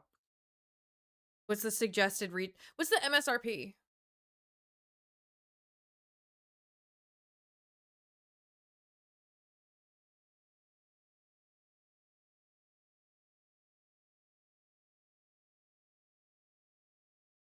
I think it defaults to 1. I mean, that's up to you. I try to sell everything for like 1 because yeah, 2 is fine. I wouldn't charge more than 5 for it. You know, or if like you set it at 1 for now, and then if it gets bought, check other vendors and see what they're selling theirs for. But I just go around and I buy all the recipes. That's what I do. Love Fallout. Oh, don't forget to vote in the poll. We need a top 4. Turned social media professional. The story is she lays it out in her suit. It's horrifying from start to finish, so let's dive into that first. Because Lorraine says that she was hired as the head of Instagram there in 2022. She called it her dream job and said, it felt surreal to get the opportunity to work there, but it didn't really take long for me to see that things were not exactly how I saw them from the outside. Saying she found the company culture was toxic, that women were excluded from meetings or told to shut up, demeaned, harassed, and overall treated poorly. And at one point, her complaint says male executives laughed and made jokes at the office. And I charged like $2,000 for a 2-star legendary mod. Usually, yeah. It's about female contestants of Beast Games who complained they did not have access to feminine hygiene products and clean underwear while participating in the show. She also shared what she said were some of her own experiences and the things she says she witnessed in a video on Instagram. From the very beginning, I was yelled at. She's beautiful. Cursed at. I was even called dumb in front of my entire team. after giving a business idea, only to have a man give the exact same idea a minute later and get praised. I was obligated to attend one-on-one meetings at the CEO's house by myself in an upstairs room only lit by a side lamp and have him hear how attractive and beautiful I was. And the reason was, and I Ew. quote, "You are too high of a caliber for this position." So today, I'm taking legal action, not just for what happened at the end, but for everything that happened along the way and for the toxic culture that made it all possible. Right, and that bit about the CEO is specifically referencing to former CEO James Warren, who stepped down in 2023. And according to her complaint, Warren often made Lorraine uncomfortable, commenting on her appearance a lot, insisting to have Ugh, one-on-one now I feel bad meetings for saying before, she was during, pretty. and outside Fuck. of work hours, and dismissing her complaints about a male client's unwelcome advances toward her. Then even worse is the alleged comment he made about Mr. Beast himself. Right, at I one feel like point, an Lorraine asshole. claimed she noticed some strange behavior from Mr. Beast, right, Jimmy Donaldson, saying he was avoiding eye contact with her, refusing to engage, asking her to leave meetings, and even repeatedly abruptly leaving a room that she was in. So she says she went to Warren to ask about it, and she says that he told her, quote, Jimmy, Mr. Beast, gets really awkward around attractive women, and I quote, "Lorraine, let's say that when you're around and he needs to go to the restroom, he's not really using the restroom." With the implication Lorraine gathered there being that That's Donaldson fucking was gross. going to the bathroom to masturbate to her. So then, thanks to that comment and Warren's own behavior, she said she went from dressing up and wearing makeup to baggy clothes and baseball caps, trying to be invisible. But also with all this, Lorraine did fairly well professionally during her time with the company, saying that she was promoted twice and at one point was managing a team of 20 people. But then, in late 2023, while managing that team, she said that she and other women found themselves unable to ignore producers' unwelcome comments about their appearance and close touching, saying when they took that problem to their supervisor, nothing happened. So Lorraine took it to HR, complaining about the lack of action from her supervisor as Jacksepticeye is right. I mean, we've been on this train since everybody was going after Ava Tyson. But, like, also Jimmy was literally in the same servers and in the same room, and everybody was just kind of excusing him as, like, a bystander. And it's like, why? He was doing just as much. well as other issues within the company culture, and saying that she felt responsible for the women on her team. Saying, I had a woman coming to me crying, saying, this is my dream job, but I just can't do it anymore. My mental health can't take it anymore. And according to Lorraine's complaint, the investigation the HR department launched was doomed from the start, where she said the attorneys hired to look into the situation didn't even speak with many of the women that were involved, and within 2 months, Lorraine was told that her claims were unsubstantiated. Then, also, a kicker here is that after making that complaint, Lorraine says that she was demoted. We're saying that she was moved to social media manager for the merchandise division, which she describes as the stepchild of the Mr. Beast organization, saying, everyone says if you're in merch, that's where dreams go to die. And with that, she says, she wasn't trying to make waves, especially because her and her husband wanted to have a baby soon. And so she stayed in that position, and at the beginning of 2025, she informed her manager that she was pregnant and asked for maternity leave. And with that, she says that she was eventually given 16 weeks of paid leave, but claims that at no point was she made aware of her rights under the FMLA Act. And then her suit says that when she was in labor, laying in a hospital bed, her supervisor asked if she would still be attending a scheduled team meeting, saying, I was so fearful of losing my job, I knew that I didn't want to give them any excuse for letting me go. And then 3 weeks after her daughter was born, Lorraine says that she was asked to manage an exhibition booth, putting her on her feet for hours and to facilitate a high-profile production in Supposed to Brazil. be out for So like she 6 traveled to Brazil weeks. less than a month after giving birth. And then 3 weeks after she was officially back in her position, she was locked out of her email, and when she finally got back in, she found a notification that she had been terminated, with the filing apparently telling her that she was too high caliber for her position. Seemingly, going through all of that insanity just to come back and be given the boot, it left an impact. I was at the hospital in labor in a team meeting. 1 week postpartum, still healing, sleep deprived, emotionally and physically exhausted. I was already back to work. Less than a month postpartum, going through postpartum depression, and I had to hop on a plane, fly out of the country to work on a main channel shoot and leave my newborn baby behind. A time that was supposed to be protected. Those moments were all taken away from me. And after everything that I went through, 2 weeks after coming back from what was supposed to be a maternity leave, my maternity leave, I was let go. Now, with all this, as it was making headlines, we then saw the Mr. Fucking Beast awful. team immediately hit back with a response. Or with the official statement from the chief communications officer, Gaude Paez, reading, this clout-chasing complaint is built on deliberate misrepresentations and categorically false statements, and we have the receipts to prove it, saying there is extensive evidence, including Slack and WhatsApp messages, company documents, and witness testimony that unequivocally refutes her claims, and saying we will not submit to opportunistic lawyers looking to manufacture a payday from us. And as for the receipts and what they say they have proof of, you've got a Slack exchange exchange between what looks like Lorraine and her coworker where she tells him that she's in labor and he says, quote, "Oh shit, of course, amazing. You shouldn't even be checking Slack right now. Sending a big hug and lots of success. Enjoy the most amazing experience of your life." And then they shared what appears to be a WhatsApp message from Lorraine, and it's a conversation about the trip to Brazil after she had given birth. And in it appears she says, "Despite being on maternity leave, I feel like it would be extremely valuable to go with you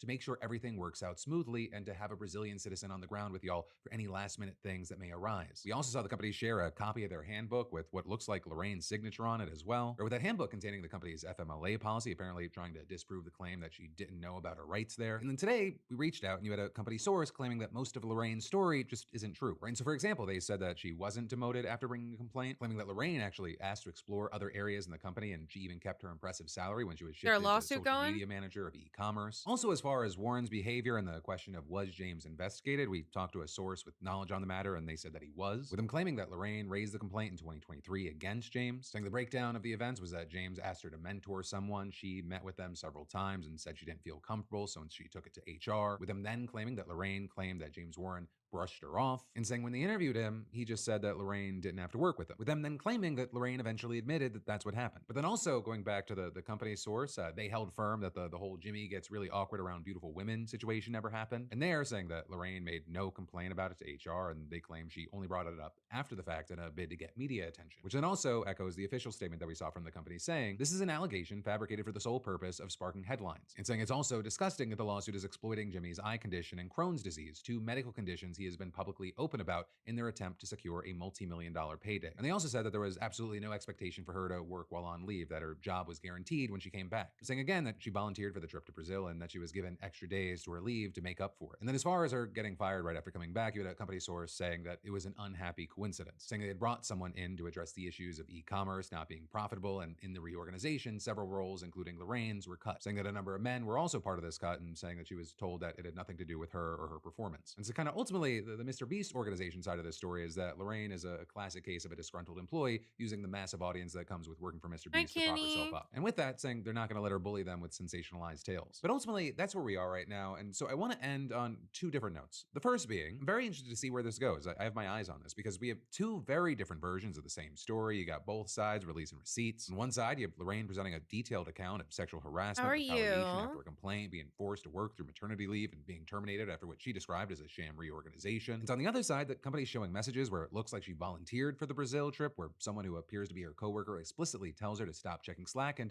assigned FMLA acknowledgement. Right? And some of this can be reconciled. People can volunteer for things that they feel pressured into. Receipts don't necessarily tell the full story of a workplace culture and can maybe sometimes show a limited context, but some of it doesn't seem like it can. Either that comment about Jimmy happened or it didn't. Either she raised Warren's behavior to HR and it went down a certain way, or it didn't. Either she was demoted or she asked for the transfer. And in theory, Tired today. I work like crazy. We are prepping for a big event this weekend. Oh, geez.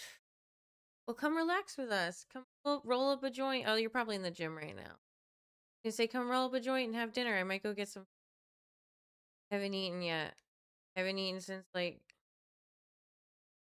noon. Probably get something. I don't know what I want. Feel me?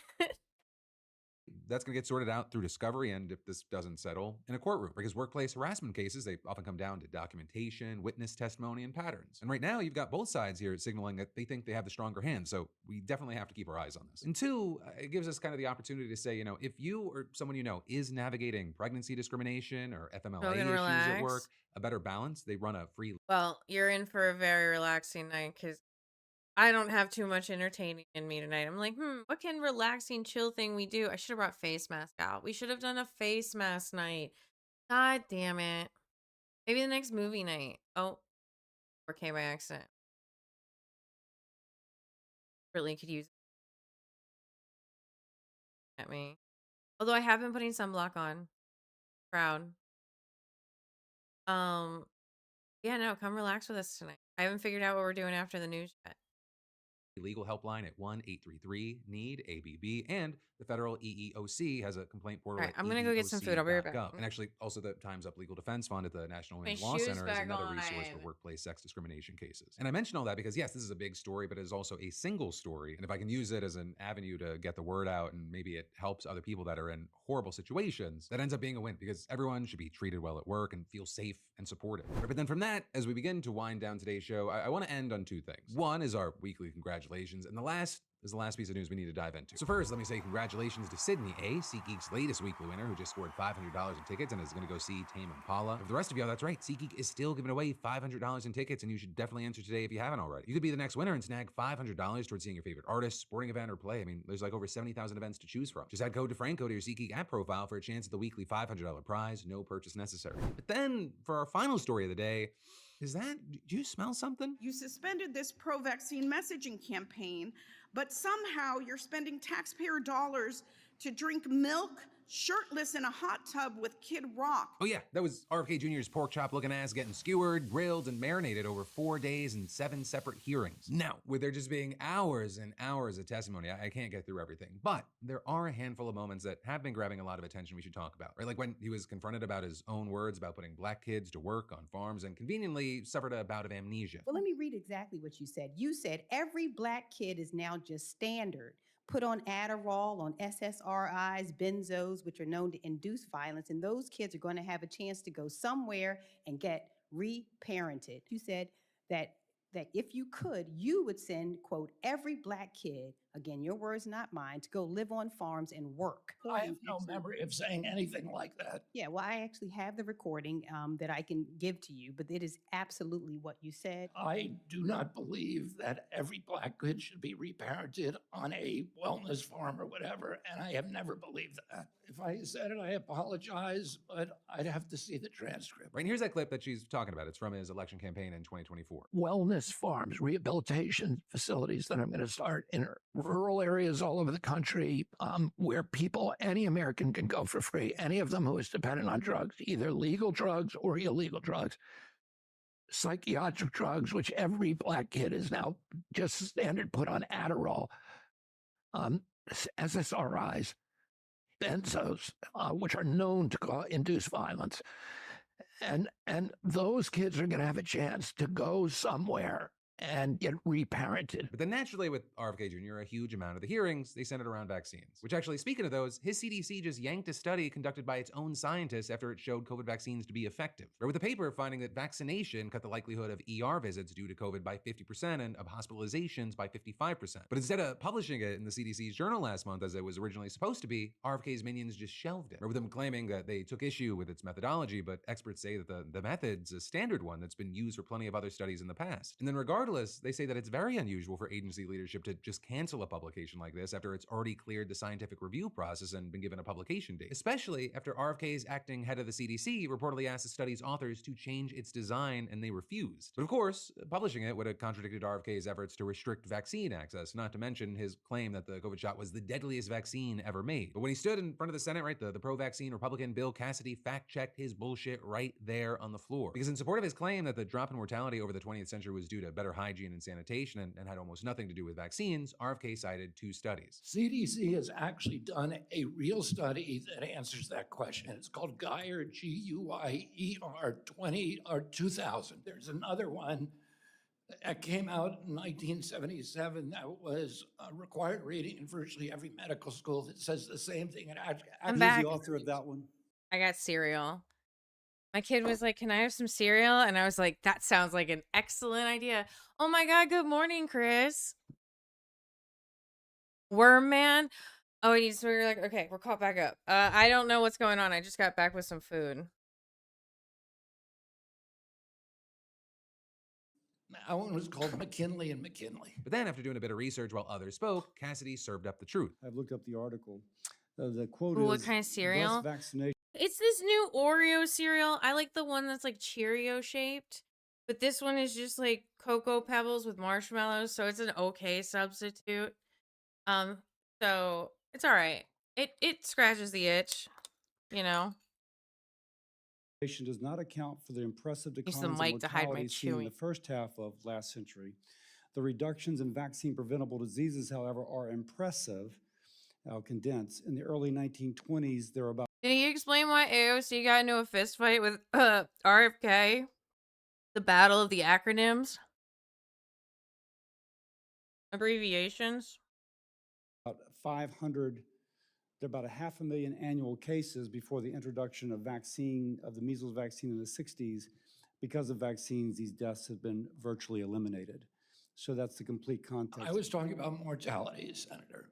That's what they're saying. The deaths have been virtually eliminated. Speaking as a physician, I will say I looked up the McKinley articles.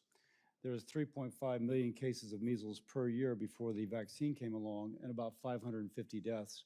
Oh my god, it is the 1800s, 1890s all over again. McKinley. And then the vaccine Heard that took name in a those minute. to less than 100 and like 0 deaths. Also, another thing that Democrats really crucified him for were the cuts to Medicaid and Trump's so-called big, beautiful bill, which he just denied. Christ, were there's a even boomer thing. around here. Medicaid. Look. What did I do now? RFK Jr. just can't stop messing with roadkill. He really can't, didn't it just come out that he found something out? Somebody else found out he was cooking something else off the side of the road? Ugh. He grossed me out. When he went into that water with his kids, I was like, oh, why would you do that? Amoebas. Oh yeah, I found a Silksong mod for my browser so my cursor can play characters from Silksong. Do you do it to torture me at this point? Look at the CBO So report then if from you this go back, week. then just do the math with me. Then that means that they added $3.5 trillion to the deficit. You got to find $1 trillion.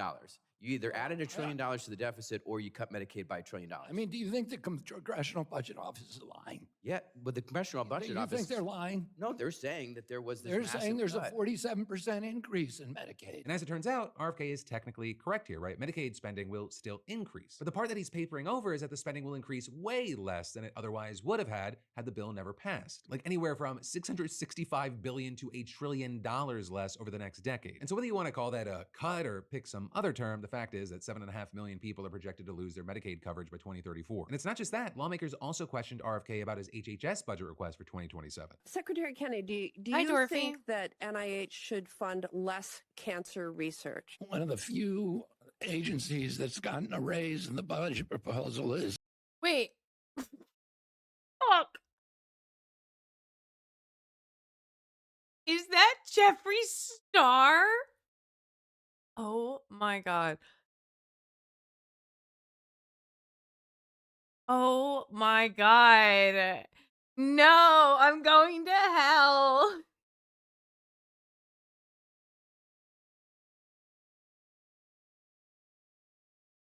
Here's the button. Open image in a new tab. Where's the button? Open image in a new tab. There we go. Yes. Tell me.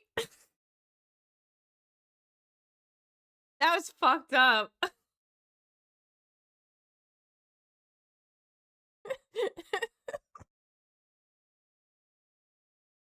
NCI.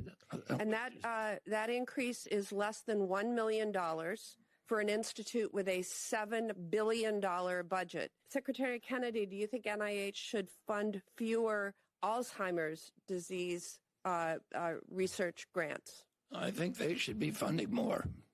Well, NIH's own budget documents show that last year, the NIH Institute on Aging, which administers the bulk of NIH's Alzheimer's disease research, funded 411 or 45% fewer new grants.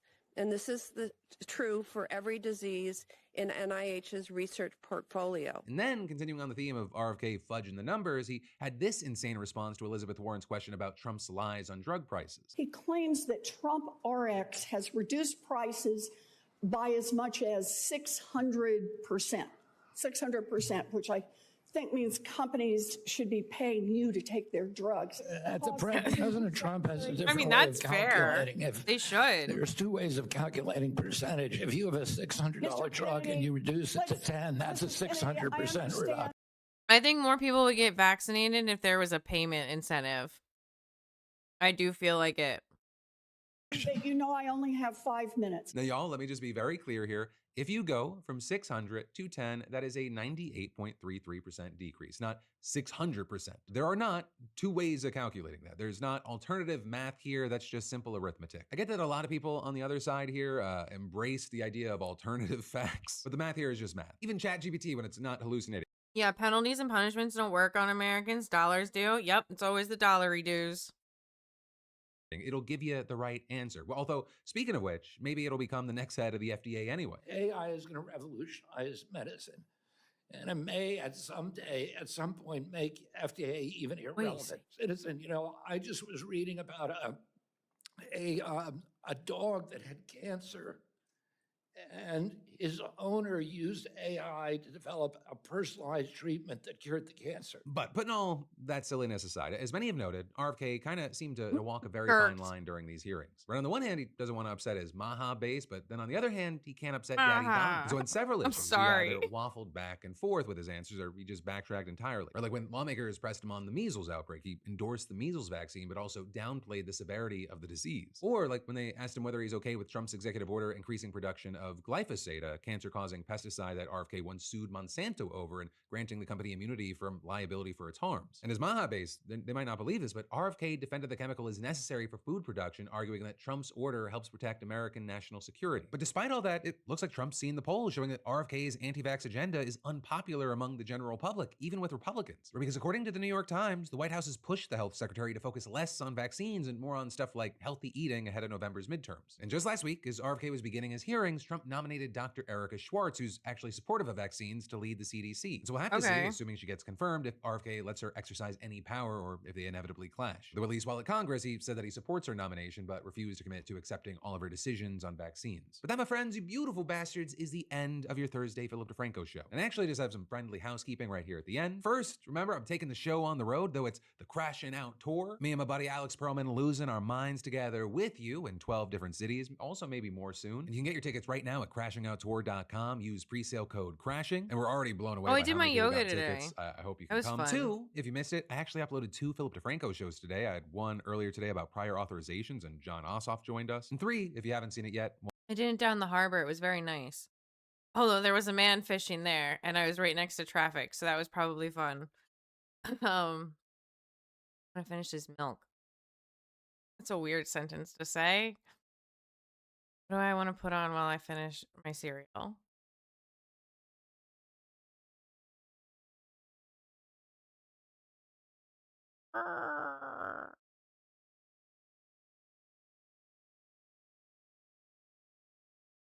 This is the problem with YouTube, is I just end up sitting here and scrolling for hours. Not what I want.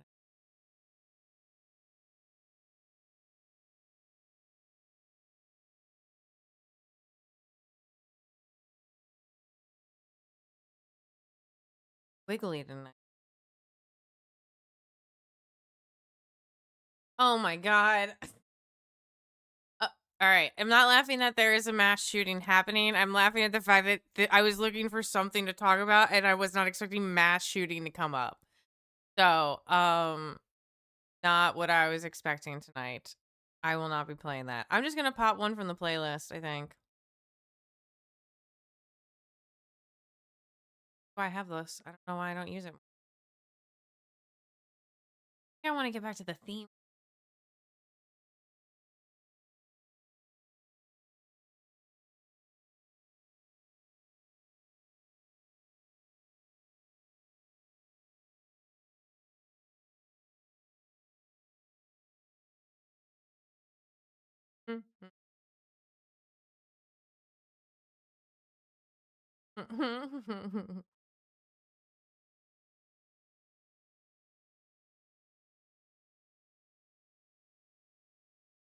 Here, this is always a good one. Although it might be loud. Click. Go. Into the video. Thank you.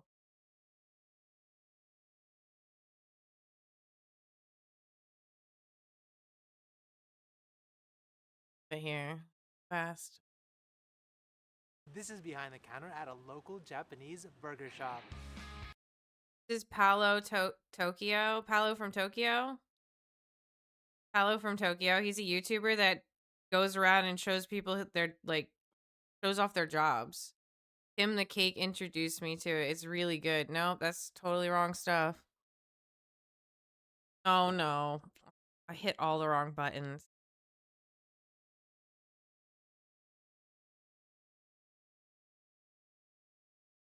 There we go. Now it's in the chat. But anyway, the food always looks so good. And then I get jealous of their socialism.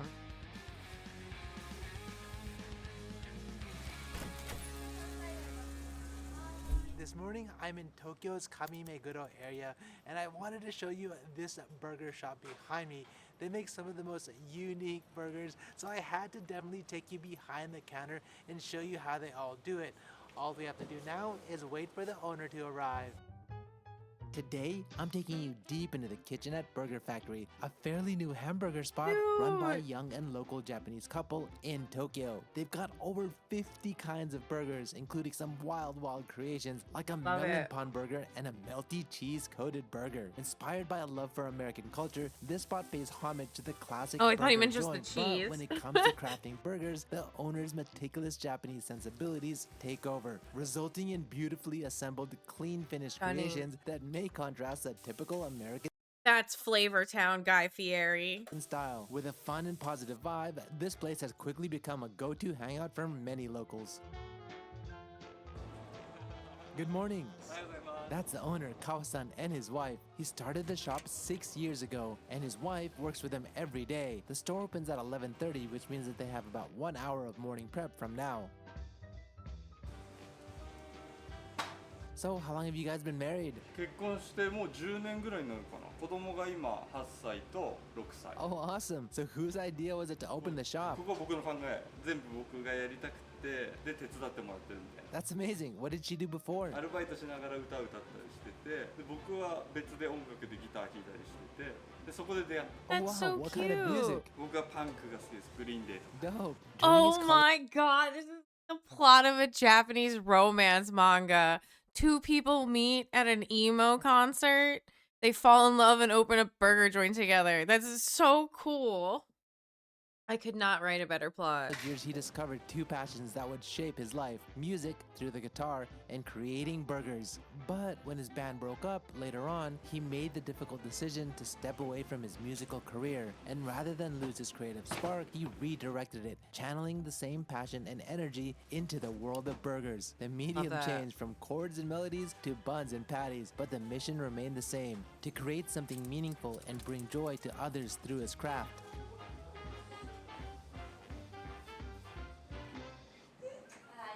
Oh, one of the workers is here. Good morning.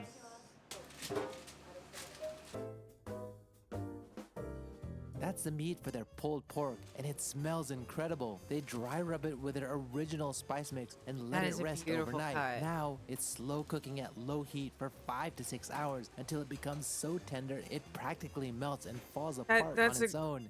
That's a good Hi, smoke. have you worked here for a long time? 5年目に入るぐらいです。 Wow, how'd you find the ハ job? ンバーガーが好きで、ハンバーガー Very American 屋 coded. さんで働きたくて、で食べ歩いてた時に出会ったお店でございます。 She's been working at the shop now for 5 years, eventually becoming the Tencho, aka In-house store manager. bacon. She originally wanted to learn how to open her own restaurant, but she fell in love with the shop's spirit and culture, and instead of moving on, she chose to stay, becoming an integral part of their story. So you love burgers, right? バーガー好きですよ。 What's your favorite? 今の気分だと照り焼きですかね。照り焼きとアボカドとタルタルの組み合わせが結構好きです。 Whoa, intense. What about when you're not working here? 外出るとしたらご飯食べ行ったりとかですかね。食べるのが好きなんで。 That's your thing? はい、趣味は食べることです。 Nice. Based hobby. Nice, that's a meat for their patties, a blend of Australian chuck eye roll with Japanese beef fat and coarsely minced to create their signature rich and meaty texture. So, how was it in the beginning? やっぱり最初はハンバーガーが好きだけでやったからビジネスが全然分かんなかったけどやっぱ7年やってちょっと分かってきたちょっと With no background in business, every step was uncharted territory. He recalls the challenges of juggling costs, ingredients, staff wages, utilities, all while refusing to compromise on quality. The pressure was real, but through every step back and hard-earned lesson, he held tight to the passion that sparked the journey in the first place, letting it Yeah, guide it him looks so through good. challenging Those times. onions.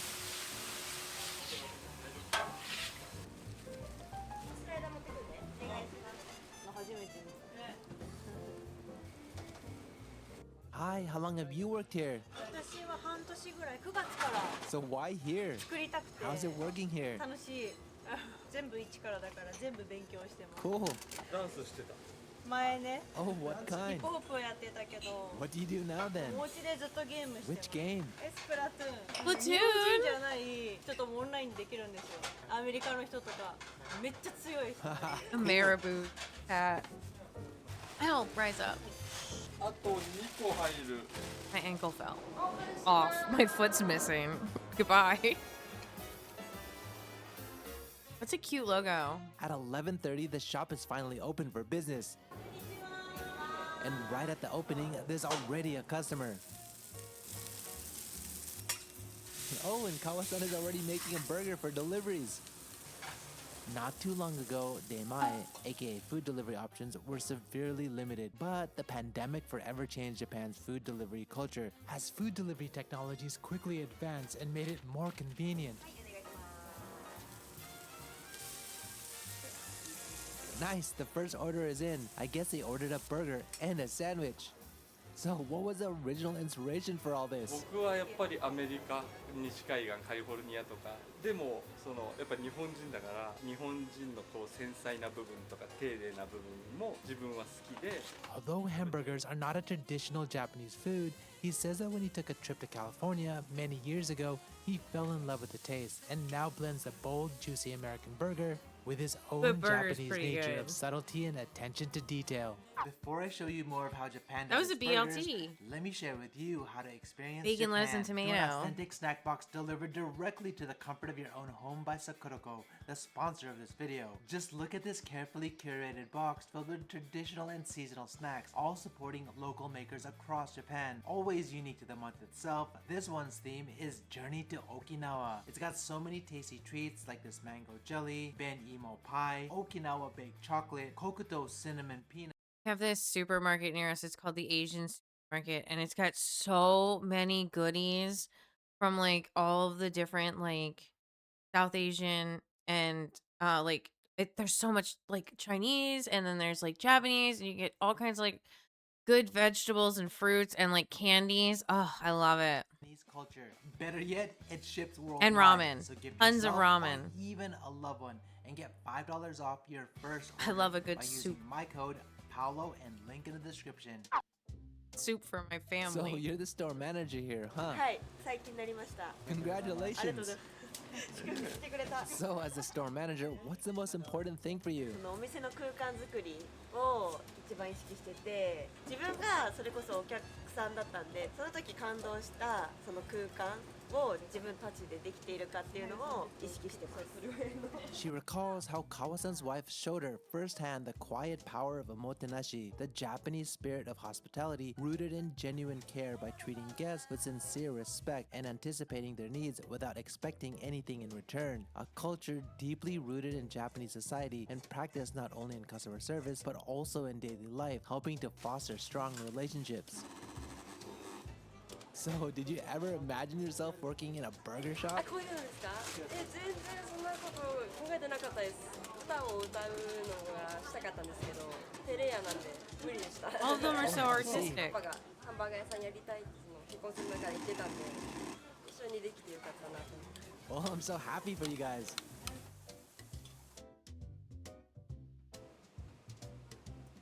もうすぐバーガー出ます。 A little before noon, the tables are filled and the kitchen gets busier than ever.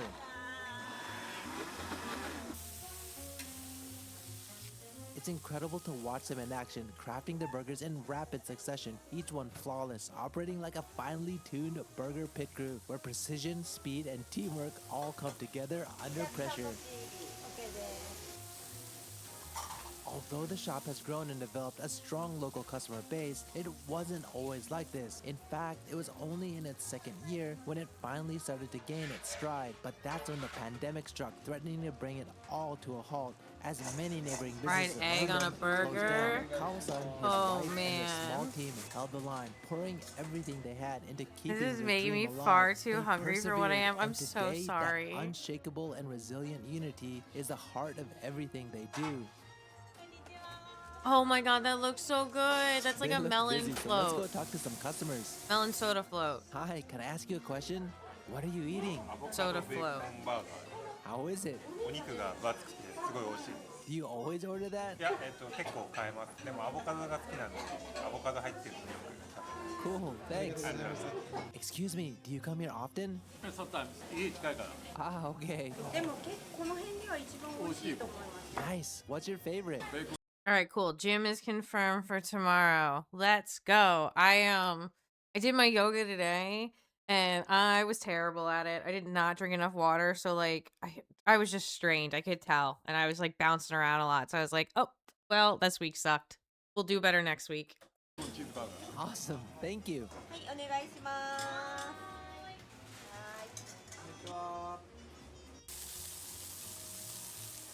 Oh, waffles. Wow, that's a waffle burger with their signature beef patty, cream cheese, bacon, bacon jam, jalapenos, and finished off with maple sauce. It looks incredible. Genius. And his recent creation is this melon pond burger. I don't think I've ever seen this anywhere else in the world.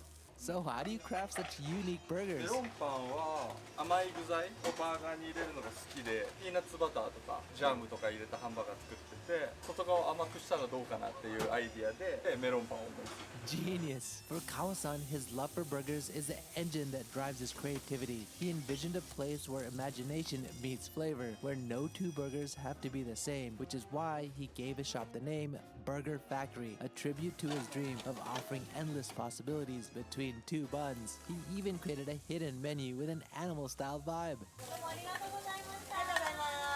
By the way, how do you stay so slim eating burgers all the time? あ、太らないね、だって。気をつけてる。気をつけてる。14回ぐらいではトータルで食べている気がする。 4 times a ポテト week? 食べないとか。 Good strategy. いや、でも最初みんな I'm not making any jokes. I'm good. That makes sense. Apparently, all the workers are allowed to eat whatever burger they want on the day they work. So many workers load their That burgers cheese? with toppings. Sounds like my dream job. What is that? So, do you think your kids are gonna take over when you get Oh, older? is that the 子供は meat? 結構興味あって休みの時間に自分でちょっと作ってみたりしてね、2代目になってほしいけどまだちっちゃいからどうかわかんないけどでもハンバーガー大好き。 That's awesome. His child is still young, so that time is still far off. But one day, he hopes that either his child or even a trusted apprentice will carry forward the legacy he's carefully crafting today. It's a reminder that even an unfulfilled passion can become the path to something even more meaningful. If not for music, Kawasan and his wife might have never met. Though that dream has faded, it gave rise to a new one. And that's another one in the books. If you want to visit this spot for yourself, check out the link in the description. So this is behind the counter at a local Japanese burger shop. If you guys like this video, like always, Yeah, go help me check him with out. that He's like great. button. I think I pinned Check the out the hot sauce, video. check out my merch. But And he's also in I that said it before, playlist. but I do have a shop now in Shibuya if you want to get my Paolo from Tokyo Premium Company hot sauce. Finally, if you guys want to see more videos like this or anything related to Japan, hit that subscribe button. I'm and tired. I'll catch you guys in the next one. Like, I don't want to talk about the news. Everything's fluctuating too fast. Japanese. I'm gonna make you guys learn instead. Well, I'm gonna learn and you guys are gonna suffer through it with me.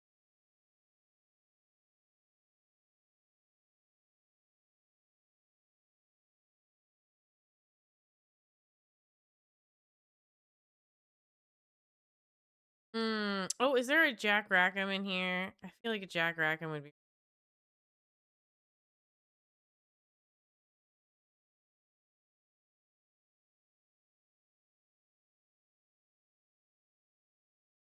Someone set off fireworks again.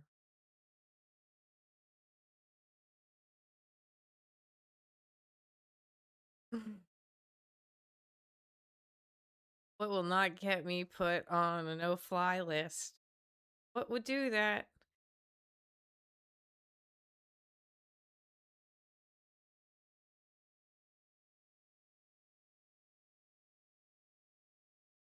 This playlist is a little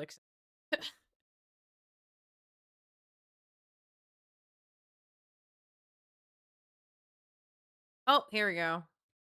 Lindsay Nicole. If it'll work, click into the video. And now it's full screen. Well, at least I didn't time anybody out. Oh no, what did I do? Okay, there we go. All right, this is Lindsay Nicole. She does biology stuff.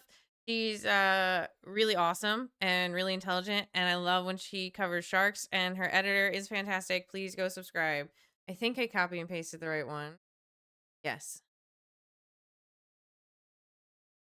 If you were to travel back in time 7 million years, the world would look different in a way you'd probably find unsettling. Plant life in forests would pretty much be the same, but the animals, boy oh boy. Turtles the size of cars, crocodilians big enough to eat them, flightless birds towering over your head. And somewhere in the developing grasslands of what is now Chad, a small, unassuming primate was taking the first upright steps to becoming human. Maybe enough to give you an uncanny valley sensation. This is Sahelanthropus chidensis, the oldest branch in the hominin lineage that we know of. The fossils of Sahelanthropus, specifically this one, give me chills. In a good way. Makes me feel weird. Like I'm looking at the face of who we were 7 million years ago. It's this feeling that I can't really describe, like my brain goes quiet. It almost feels like the closest thing to a spiritual feeling that the biological world can give me. Like if you've ever been to Yosemite, it's that feeling. Yeah, But anyway, okay. That is why I decided to get this fossil tattooed on me. For the 4th episode of Extinct, where I get some of my favorite extinct animals tattooed on me, and I tell you all about them. So without further ado, my name is Lindsay Nicole, and this is Extinct. Extinct.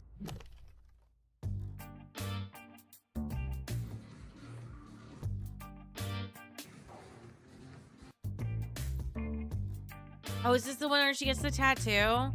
I was hoping it was one of her more regular videos. I feel like I want to give some context.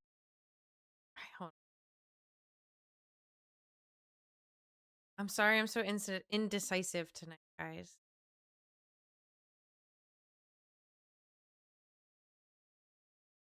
Rat fit. Rats.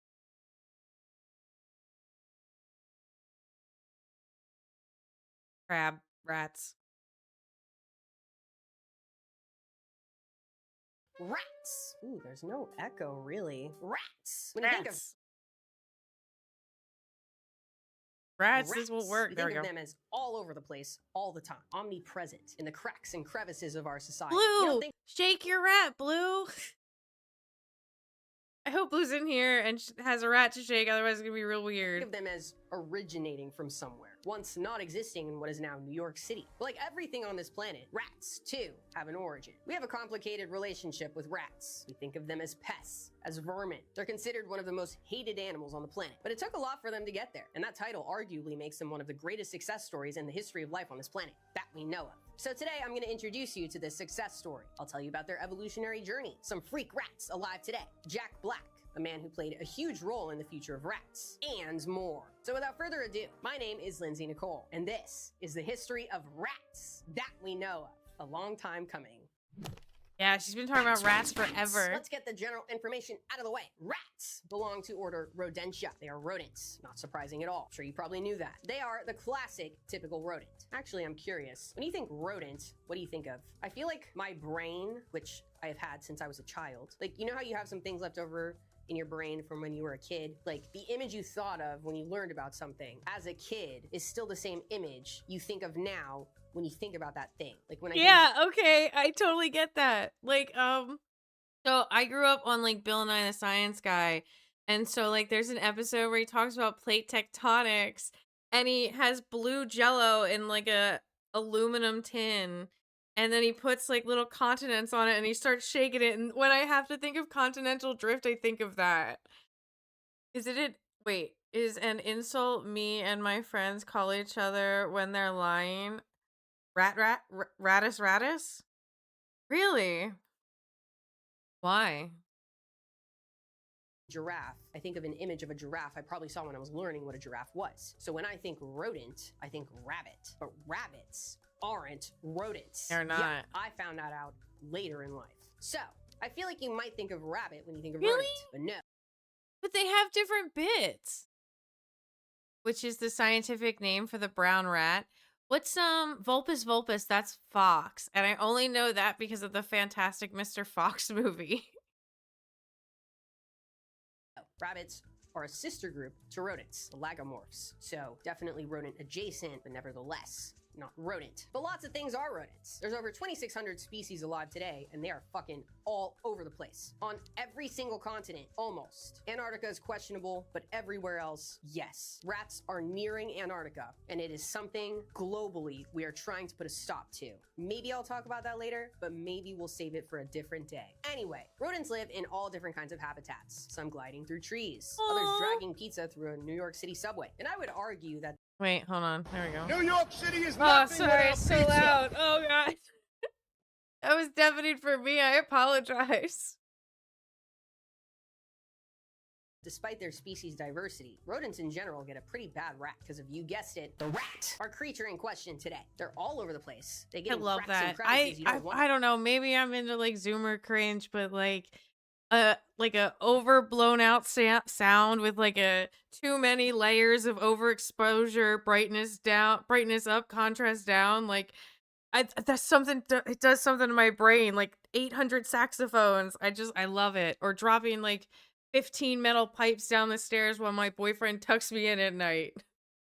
Want them to be in. Kind of like the roaches of the mammal world. Actually, they are exactly the roaches of the mammal world. They can also carry diseases. They're vermin, which is like the worst thing you can be or have someone call you. I found this article called Notes on Vermin. First sentence is vermin, rats, cockroaches, pigeons, mosquitoes, and other pests. Are, Pigeons? to most people, Those are objects of war heroes. You take that back. disgust. Objects of disgust. That is very powerful language, and the rats were listed first. So people really don't like rats, and so a lot of people just don't like rodents. But rodents come in a variety of builds. Sure, bunnies aren't rodents, but did you know beavers are rodents? Some of the largest rodents, matter of fact. Yes. Up there with capybaras. Yes, another rodent. Porcupines are rodents. Flying squirrels are rodents. Lots of diversity in the rodents. Rodents look like a lot of things, and a lot of things look like rodents. So we're gonna play a game. Oh. Ladies and gentlemen, welcome I didn't know there was back gonna be a to game. An Actual We have a sugar glider. No, that is not a rodent. Raccoon. What's that? You want to fight me? You won't fight me, you dirty little No, not a rodent. Hmm? Yes, that is a rat. A rodent.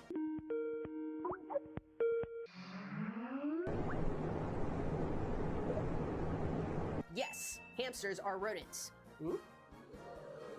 No. Mongooses are not rodents.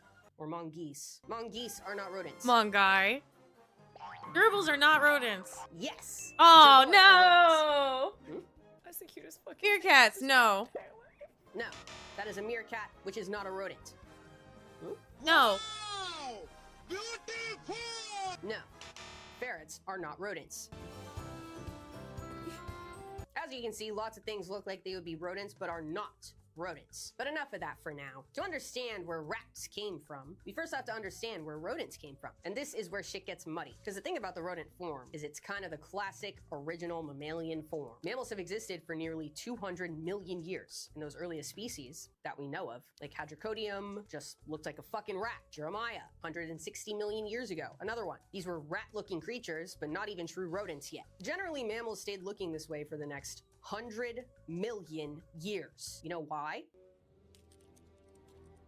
Yeah, dinosaurs Oh, I were thought it was stepping gonna on go an right in the evolutionary neck. caboose. Nowhere to go, no one to be. The dinosaurs were too fucking intense for the mammals to make any big moves evolutionarily. In order to survive, they had to stay really small, live underground, up in the trees, just out of the fucking way. True rodents didn't show up until sometime between like 60 and 70 million years ago. And you might be thinking, it's kind of a wide range over a pretty significant time in Earth's history. The event in question, the non-avian dinosaurs getgetting deleted. I was thinking the same thing while researching too. Like after the Deleted? extinction, mammals just went berserk diversificationally, because they were able to survive underground, eating seeds and shit, while the imperialist forces got starved and left a ton of empty niches for the mammals to fill. So we see a lot of new mammal lineages develop after that extinction layer in the fossil record, the KPG boundary. So it potentially matters a lot if rodents showed up before or after, you know? But then I was like, actually, it fucking doesn't, because rodents as a vibe as an ambiance, have been existing the whole time. Mammals have A been vibe. spiritually rodents since the beginning of mammals. The Why only are big all difference those guys between the spiritual same rodents and person? the actual true rodents is in, you guessed it, the teeth. 2 pairs of continuously growing incisors. They also generally have no canines, 1 to 2 premolars, and numerous molars, up to 12 molars. Soon after the extinction of the non-avian dinosaurs, rodents took the fuck off. They quickly became one of the most successful mammalian groups, occupying almost all continents and diversifying to shit. Their method? Quantity over quality. Most are small, reproduce to fuck. Wait. Reproduce to shit, and have a lot of offspring at once, something called R-selected in biology, as opposed to K-selected, which is the opposite. Big, reproduce not as much, and have less offspring at once, such as an elephant. When I was in college, I used R-selected, I thought of rat. R-selected is rats. K-selected, I must have thought of something. What starts with K? What's an animal that starts with K that's K-selected? Why can't I think of a single animal that starts with K? Do I really have to look this up? I'm a zoologist and I'm looking up animals that start with K. Kangaroos. Yeah, I would say kangaroos are pretty K-selected. No need to be disappointed in me because I'm disappointed enough for the both of us. Anyway, let me introduce you to I a few feel of the that. strangest specimens that arose from the rodent lineage throughout time. Starting off with, boom, a big-ass rat called Faberomys pattersoni. Not an actual rat, sorry. I tend to have a tendency to use rat when it is not a rat. They're distantly related to like guinea pigs, capybaras, that kind of thing. They were alive about 8 million years ago in what is now Venezuela. They got to 1,600 pounds. You know what else gets to like 1,600 pounds? Your mama. Polar bears or bison. This was a bison-sized, polar bear-sized rat that drank blood. Just kidding. They didn't drink blood that we know of. They probably ate grasses vampire along tea. riverbanks, lagoons, wetlands, etc. Based on Faberomys fossils that were found near the remains of crocodiles, freshwater turtles, and fish at the same time. Those fossils, which were found in 2003, suggest they could sit on their hind legs like many rodents we know and love today. A lovely thought, if you ask me. I fuck with Faberomys a lot. I wish they were still alive today. Next, Ceratigalis. I think I talked about them in the History of Life series. They're metal as fuck, as they were horned. The smallest horned rodent that we know of. Actually, I think the only horned rodent ever that we know of. So, the smallest that we know of and also the only that we know of. Horned rodent. Alive about 6 million years ago in what is now the Great Plains of the United States. And as anyone would expect, it seems as though these horns had a use. Paired nasal horns, as you can see. All Ceratigalis species have these. Originally, it was thought that these horns were used for either head digging or sexual combat. Both intense options, I know. Let's start with head digging. Many rodents are fossorial, i.e. live in the ground, among fossils, I guess. It just means they live in the ground. Think groundhogs. Think tons of shit. Moles. Wait, moles aren't rodents either. But you know what are? And live in the ground? Naked mole rats. Anyway, there's generally 3 different ways rodents dig. Scratch digging via claws. Chisel tooth digging via upper and lower incisors. Heinous. Or head lift digging via their head, in which the nose is used like a spade to dig shit up with an upwards motion of the head. It seems as though Ceratigalis evolved from head lift diggers, but looking at the functional morphology of the bones, anatomy, phylogeny, geologic context, etc., actually indicates Ceratigalis, with their very potentially useful digging tools, instead used them as a weapon of defense. And the final strange specimen on the rodent list, another big one. Hostifo artigacea. Quite the name for quite the large fella. The largest rodent that we know of. They got to nearly Gross. 10 feet long and 2,200 pounds, and were alive in what is now Uruguay about 3 million years ago. They had some pretty gnarly rodent teeth. A bite force like a tiger, like huge. But use their teeth like a tiger, they did not. They were likely digging shit up. Heinous. And while all of these freaks of nature were going about their business, a lineage of rodents was evolving that would eventually take over the world. The rats, in genus Rattus. Based on genetic data, the rats split evolutionarily from what would eventually be the mouse lineage sometime like 10 to 11 million years ago. The rat story starts here, somewhere in Southeast Asia. Now, because of their tiny size and fragile bones, as you would probably expect, the rat record is muddy as fuck. Also, telling the difference between black and brown rats can be tough looking at them today. That alone, because their color variants get all mixed up and shit. And it's even tougher just looking at the bones. But generally, black rats are more slender, larger eyes and ears, and a longer tail. It's thought that black rats originated somewhere in South and Southeast Asia, and brown rats somewhere in China. The oldest consensus brown rat fossil is from southern China, dated to like 2 million years old. But can we confirm that's exactly where they originated? The rat record is far too scarce to confirm that. But scientists have been able to use another tool to get a better picture. Can you guess what the tool is? I bet you can. Yeah! Genetic shit. Check out this figure from a paper titled The Evolutionary History of Wild and Domestic Brown Rats. Rattus norvegicus. It was published in 2024, and you can bet your ass it was extremely helpful for me to develop this video. Anyway, this figure, Figure 4, is essentially showing levels of genetic diversity. Greater genetic diversity centered around a certain region suggests the animal is originally from that area. So, seems to confirm what scientists were thinking. The paper did mention that this is based on whole genome sequences available from wild brown rats, and some places are better represented than others, so maybe things will change with more available in the future, but for now it's looking like brown rats are originally from what is now China. Pretty weird to think about, if you ask me, because of the thing I said a couple times already. It just feels like rats have always existed everywhere, you know? But also looking at genetic data and the shitty fossil record, it seems like from there, rats quickly spread throughout Asia and then into Australia and Melanesia. Also worth mentioning that I kind of already did, but I'll directly say it now. Their scientific name is Rattus norvegicus. Rattus norvegicus, i.e. the Norway rat. That is what it translates to, suggesting they are from Norway. That was obviously not the case. But at the time they were given the scientific name, the whole modern scientific method came from Europe. The rumor was that these bitch-ass rats were from Norway for some reason. So that led them to be named Norway rat scientifically. The black rat is Rattus rattus, i.e. rat. Those are the two most common rats, but there's over 60 species in the Rattus genus. But those are the two I most thought common. it was brown rat. Somebody's got his information wrong. Also, another thing I forgot to mention, rats and rodents in general, I guess, are also a little fucked in the fossil record because they can be fossorial. They dig. And if they die there and become preserves there, might look like they came from the lair they dug into. You know, maybe one decided to burrow a little deeper than usual just to get a little bit warmer. And little did they know, they would bamboozle a scientist millions of years into the future. Or just thousands into the future. They were aware of that. Do you See think they rat would be race? embarrassed or not give a fuck? Guess it would depend on the rat. But let's get back on track. Asia. 2 million years ago. Also worth mentioning, it seems like the Valid. brown rat split from the 10 black out rats of 10. genetically 2 to 3 million years ago. And possibly, before getting involved with humans, used to be burrowers near grassland watercourses. That's the idea of what their vibe was pre-human coexistence. Again, hard to say for sure because shit fossil record. And also most of the physical record we have of them is in association with humans. They latched on quick. And I'm sure it's pretty obvious why. Yes! Oh, The it was a good agricultural recovery. revolution, and probably a little bit before I'll give that. you points As for humans that. started settling down, like actually staying in one place, growing crops, building villages, that shift in human behavior created something that nearby wild rats had never experienced before. An all-you-can-eat buffet of food food. scraps. A man's trash is a rat's treasure, or whatever the saying is. But their complete reliance on humans didn't happen overnight. That's kind of what it's at today. Complete reliance. The occasional dip into the human settlement was just the gateway drug at first.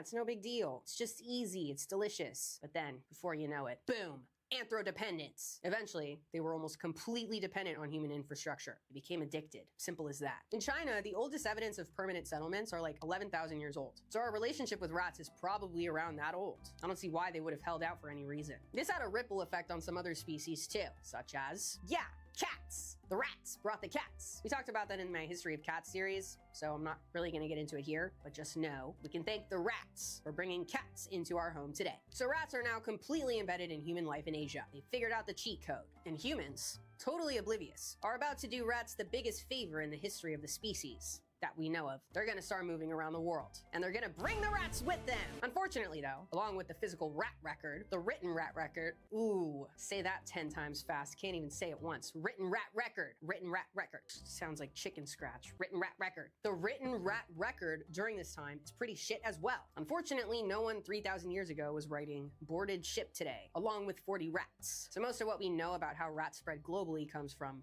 yes, genetics once again. Scientists can look at rat DNA and essentially reverse engineer their travel history, which is pretty sick when you think about it. The black rat and the brown rat had 2 very different world tours based on the genes. The black rat went out first, spread out of South Asia, was already making moves into the Middle East sometime like 3,000 years ago. So the first millennium BCE came into Europe with Roman expansion around the 1st or 2nd century CE, basically riding the grain trade. Mediterranean shipping was black rat Uber. And then, as we all know, the Roman Empire eventually collapsed, and the black rats with it. Isn't that nuts? They were so tied, so addicted to Roman infrastructure and trade that when Rome fell, the black rats were donezo. Until hundreds of years later, a genetically distinct population of black rats reemerged in Europe during the medieval period, like the 10th to 14th centuries, as long-distance trade networks rebuilt themselves. So, 2 separate black rat invasions, confirmed via DNA. Meanwhile, the brown rat was taking its time, getting warmed up. The genes suggest it started moving out of northern China into Central Asia and the Middle East thousands of years ago, but stayed put for a bit. Based on the genes, it arrived in Europe somewhere around 1500 to 1800 years ago. But historical records don't really show it until like the 15 and 1600s. Probably because those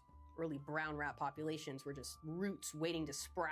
People just didn't notice them enough to write about them yet. A big turning point, you probably see this coming, is colonialism. European powers started aggressively expanding their empires via ship, and rats went along for the ride. Nobody wanted the rats there, but they insisted. Nobody wanted the Europeans there either. So, two sides of the same coin. Colonial shipping routes essentially became rat dispersal highways across the entire globe. Figuring out a lot of these dates is actually based on shipwrecks with known dates that have rat remains, which is pretty cool. Because a lot of the dates and migration stories from articles at the time are just fucking shit chat. Stories from times written decades later. Sailor shit. Can't really rely on it. Everyone was probably wasted. But luckily we have shipwrecks. And the earliest confirmed brown rat from a European wreck comes from a 1796 shipwreck off the coast of Corsica. I know what some of you are thinking. What about the Black Plague? A plague caused by rats. Well, the story is actually way more complicated and way more interesting than what you probably learned in school. The classic version goes like this. Black rats carry fleas infected with bubonic plague. Rats die.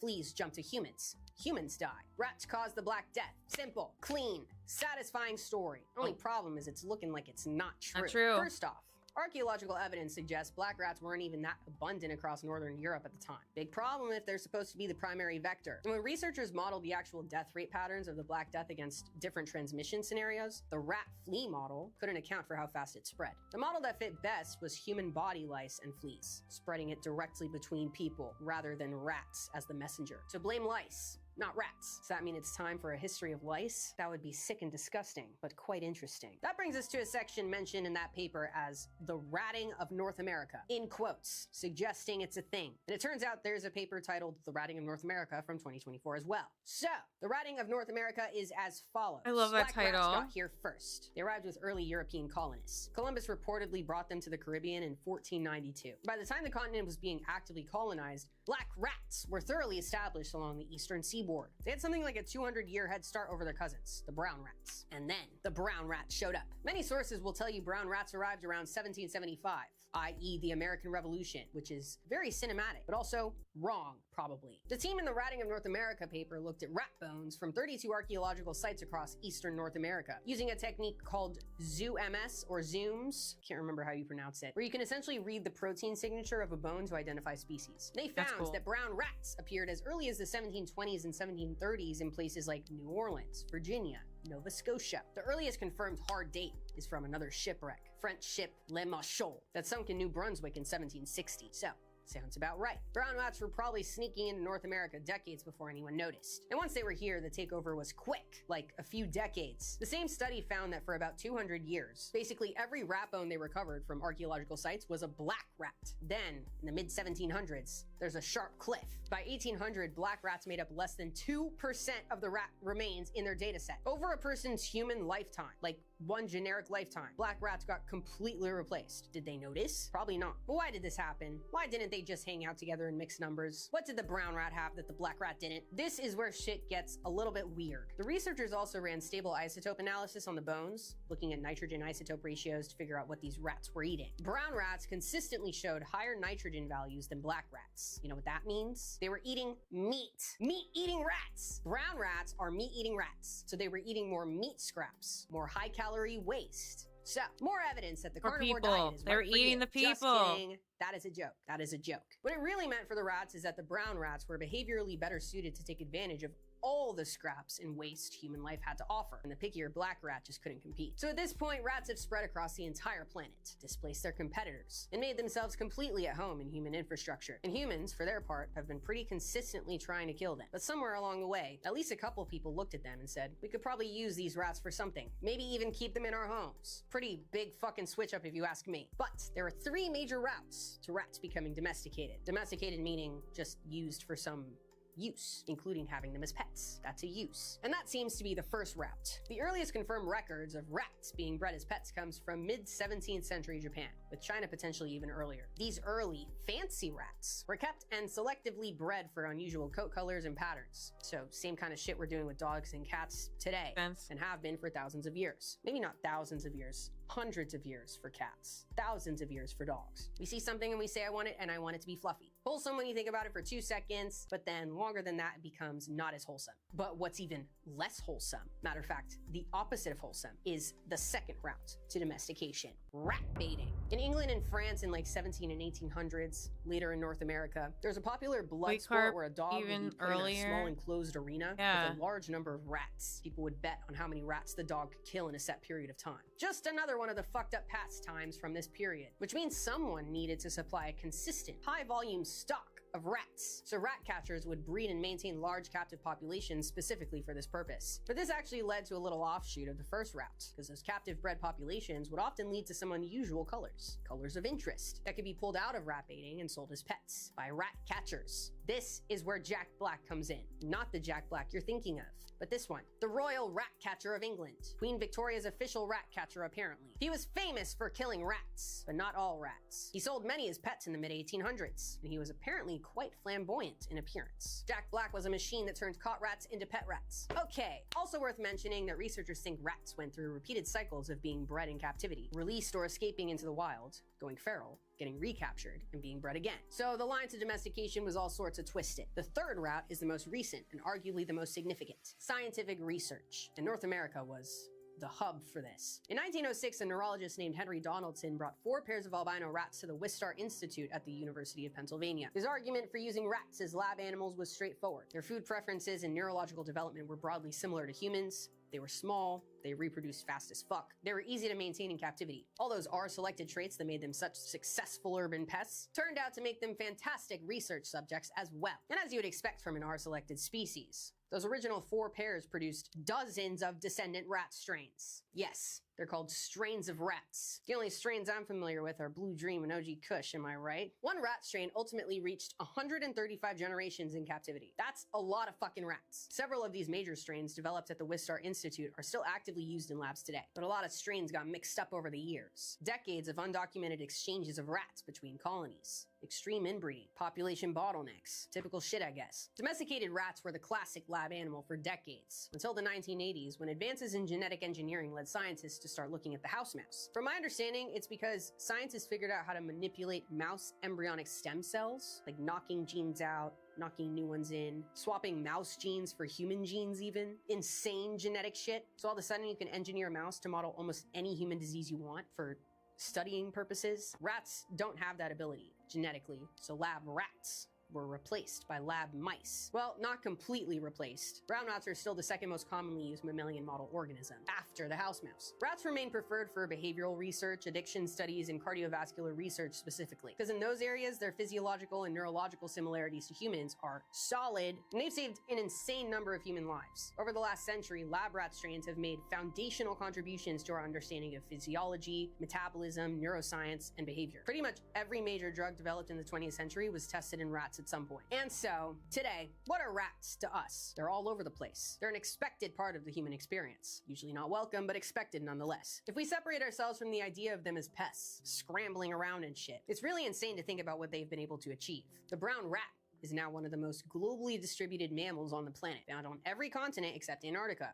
Like I said, trying to keep them out of there. They're consistently the most successful in urban environments and showing no signs of slowing down. And the key to all of it is just the ability to go with the flow. Brown rats will eat pretty much anything humans eat. They use sewers, subway tunnels, road infrastructure as transit corridors. They can travel several miles through a city in a single night. They are genuinely the most successful urban mammal alive that isn't us. Would it be reasonable to say the most successful mammal alive that isn't us? Not just urban? I think so. And like everything alive today, they're still evolving, but we get to see their evolution in real time. The most well-documented example is anticoagulant rodenticide resistance. When cities started using rat poison at scale, most rats died. But some had a genetic mutation that made them resistant to the anticoagulant. Blood couldn't clot. Rats died, except for the ones with that resistance gene. Those rats survived, reproduced, passed it on.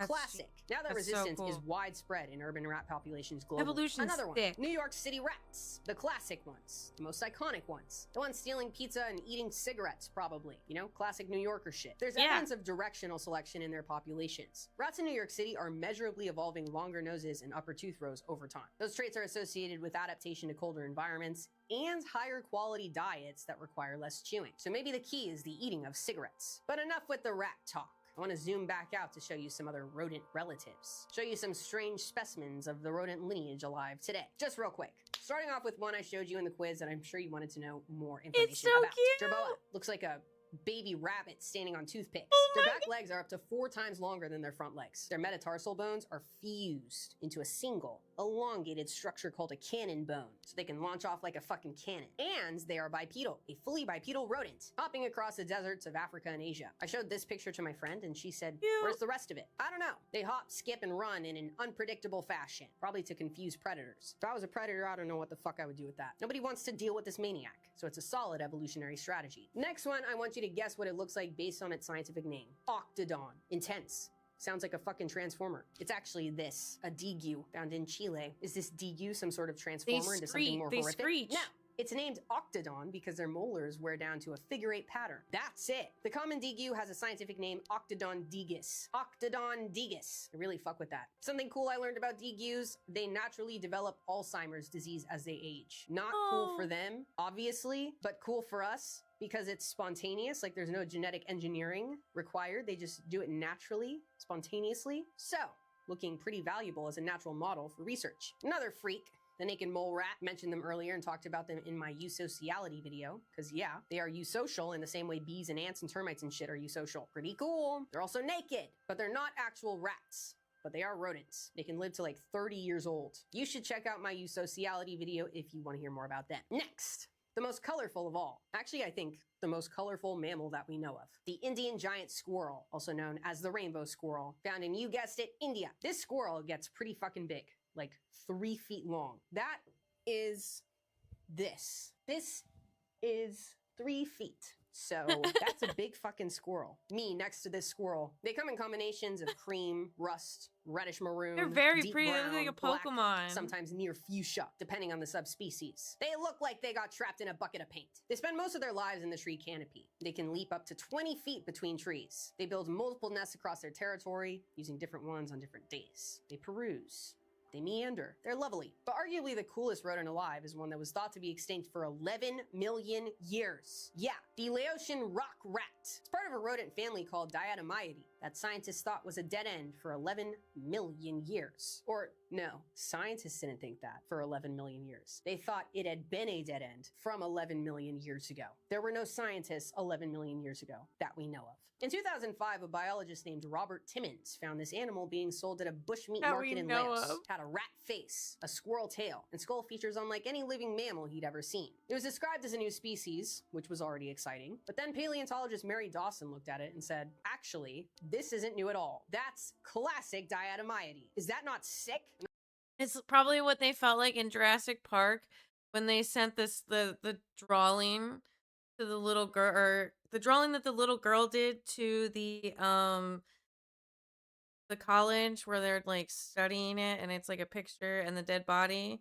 They're like, that's a dinosaur, and they're like, no, you're stupid. It's a good book. You should read it. They're I'm also cool as fuck. paraphrasing. A couple other rapid fire ones. African spiny mouse. They can fucking regenerate a severed spinal cord. Also their skin, heart tissue, and kidneys after severe damage. No other mammal can do Whoa. this. As you would expect, they are being actively studied for regenerative medicine. Visually, they look pretty normal, spiny, but recognizable as a mouse. So, pretty out of the blue skill if you ask me. The Bosavi woolly rat, only first discovered in 2009 in this insanely steep volcanic crater. And the Vangunu giant rat, a beast of a rat, only formally confirmed via camera trap in 2023, and like twice the size of a typical rat. They can crack open green coconuts with their teeth. Not dry coconuts, green coconuts. I would like to see them get together with a coconut crap. But yeah, that's the history they of should rats. fight. For now, that we know of. If you want me to expand on any part of this video in a separate offshoot video, let me know. And if you have suggestions for another history of that I'm not necessarily always going to do a whole series on,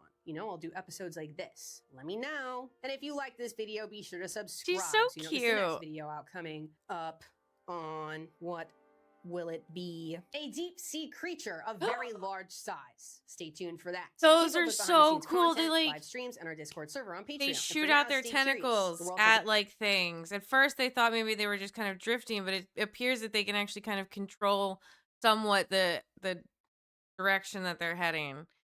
Spoilers, I guess. But anyway, on that note, I am gonna skedoodle right the heck out of here. I will not be back tomorrow. Tomorrow's my off day, and so is Saturday. I will be back on Sunday. Right? Today's Thursday. Thursday. I have 2 more episodes of the blog to film, and then I have to edit. I got the seed swap on Saturday. That's gonna be fun. How do I rate out? I don't remember how to do any of this shit. How does one stream? I'm a professional streamer. Oh, I just saw Daisy right there. Okay. All right, everybody. I'm gonna get out of here for the night. I hope you have a safe and lovely day, night, evening, morning, whatever. Christ, there's a boomer around here. Wow, fuck you. All right.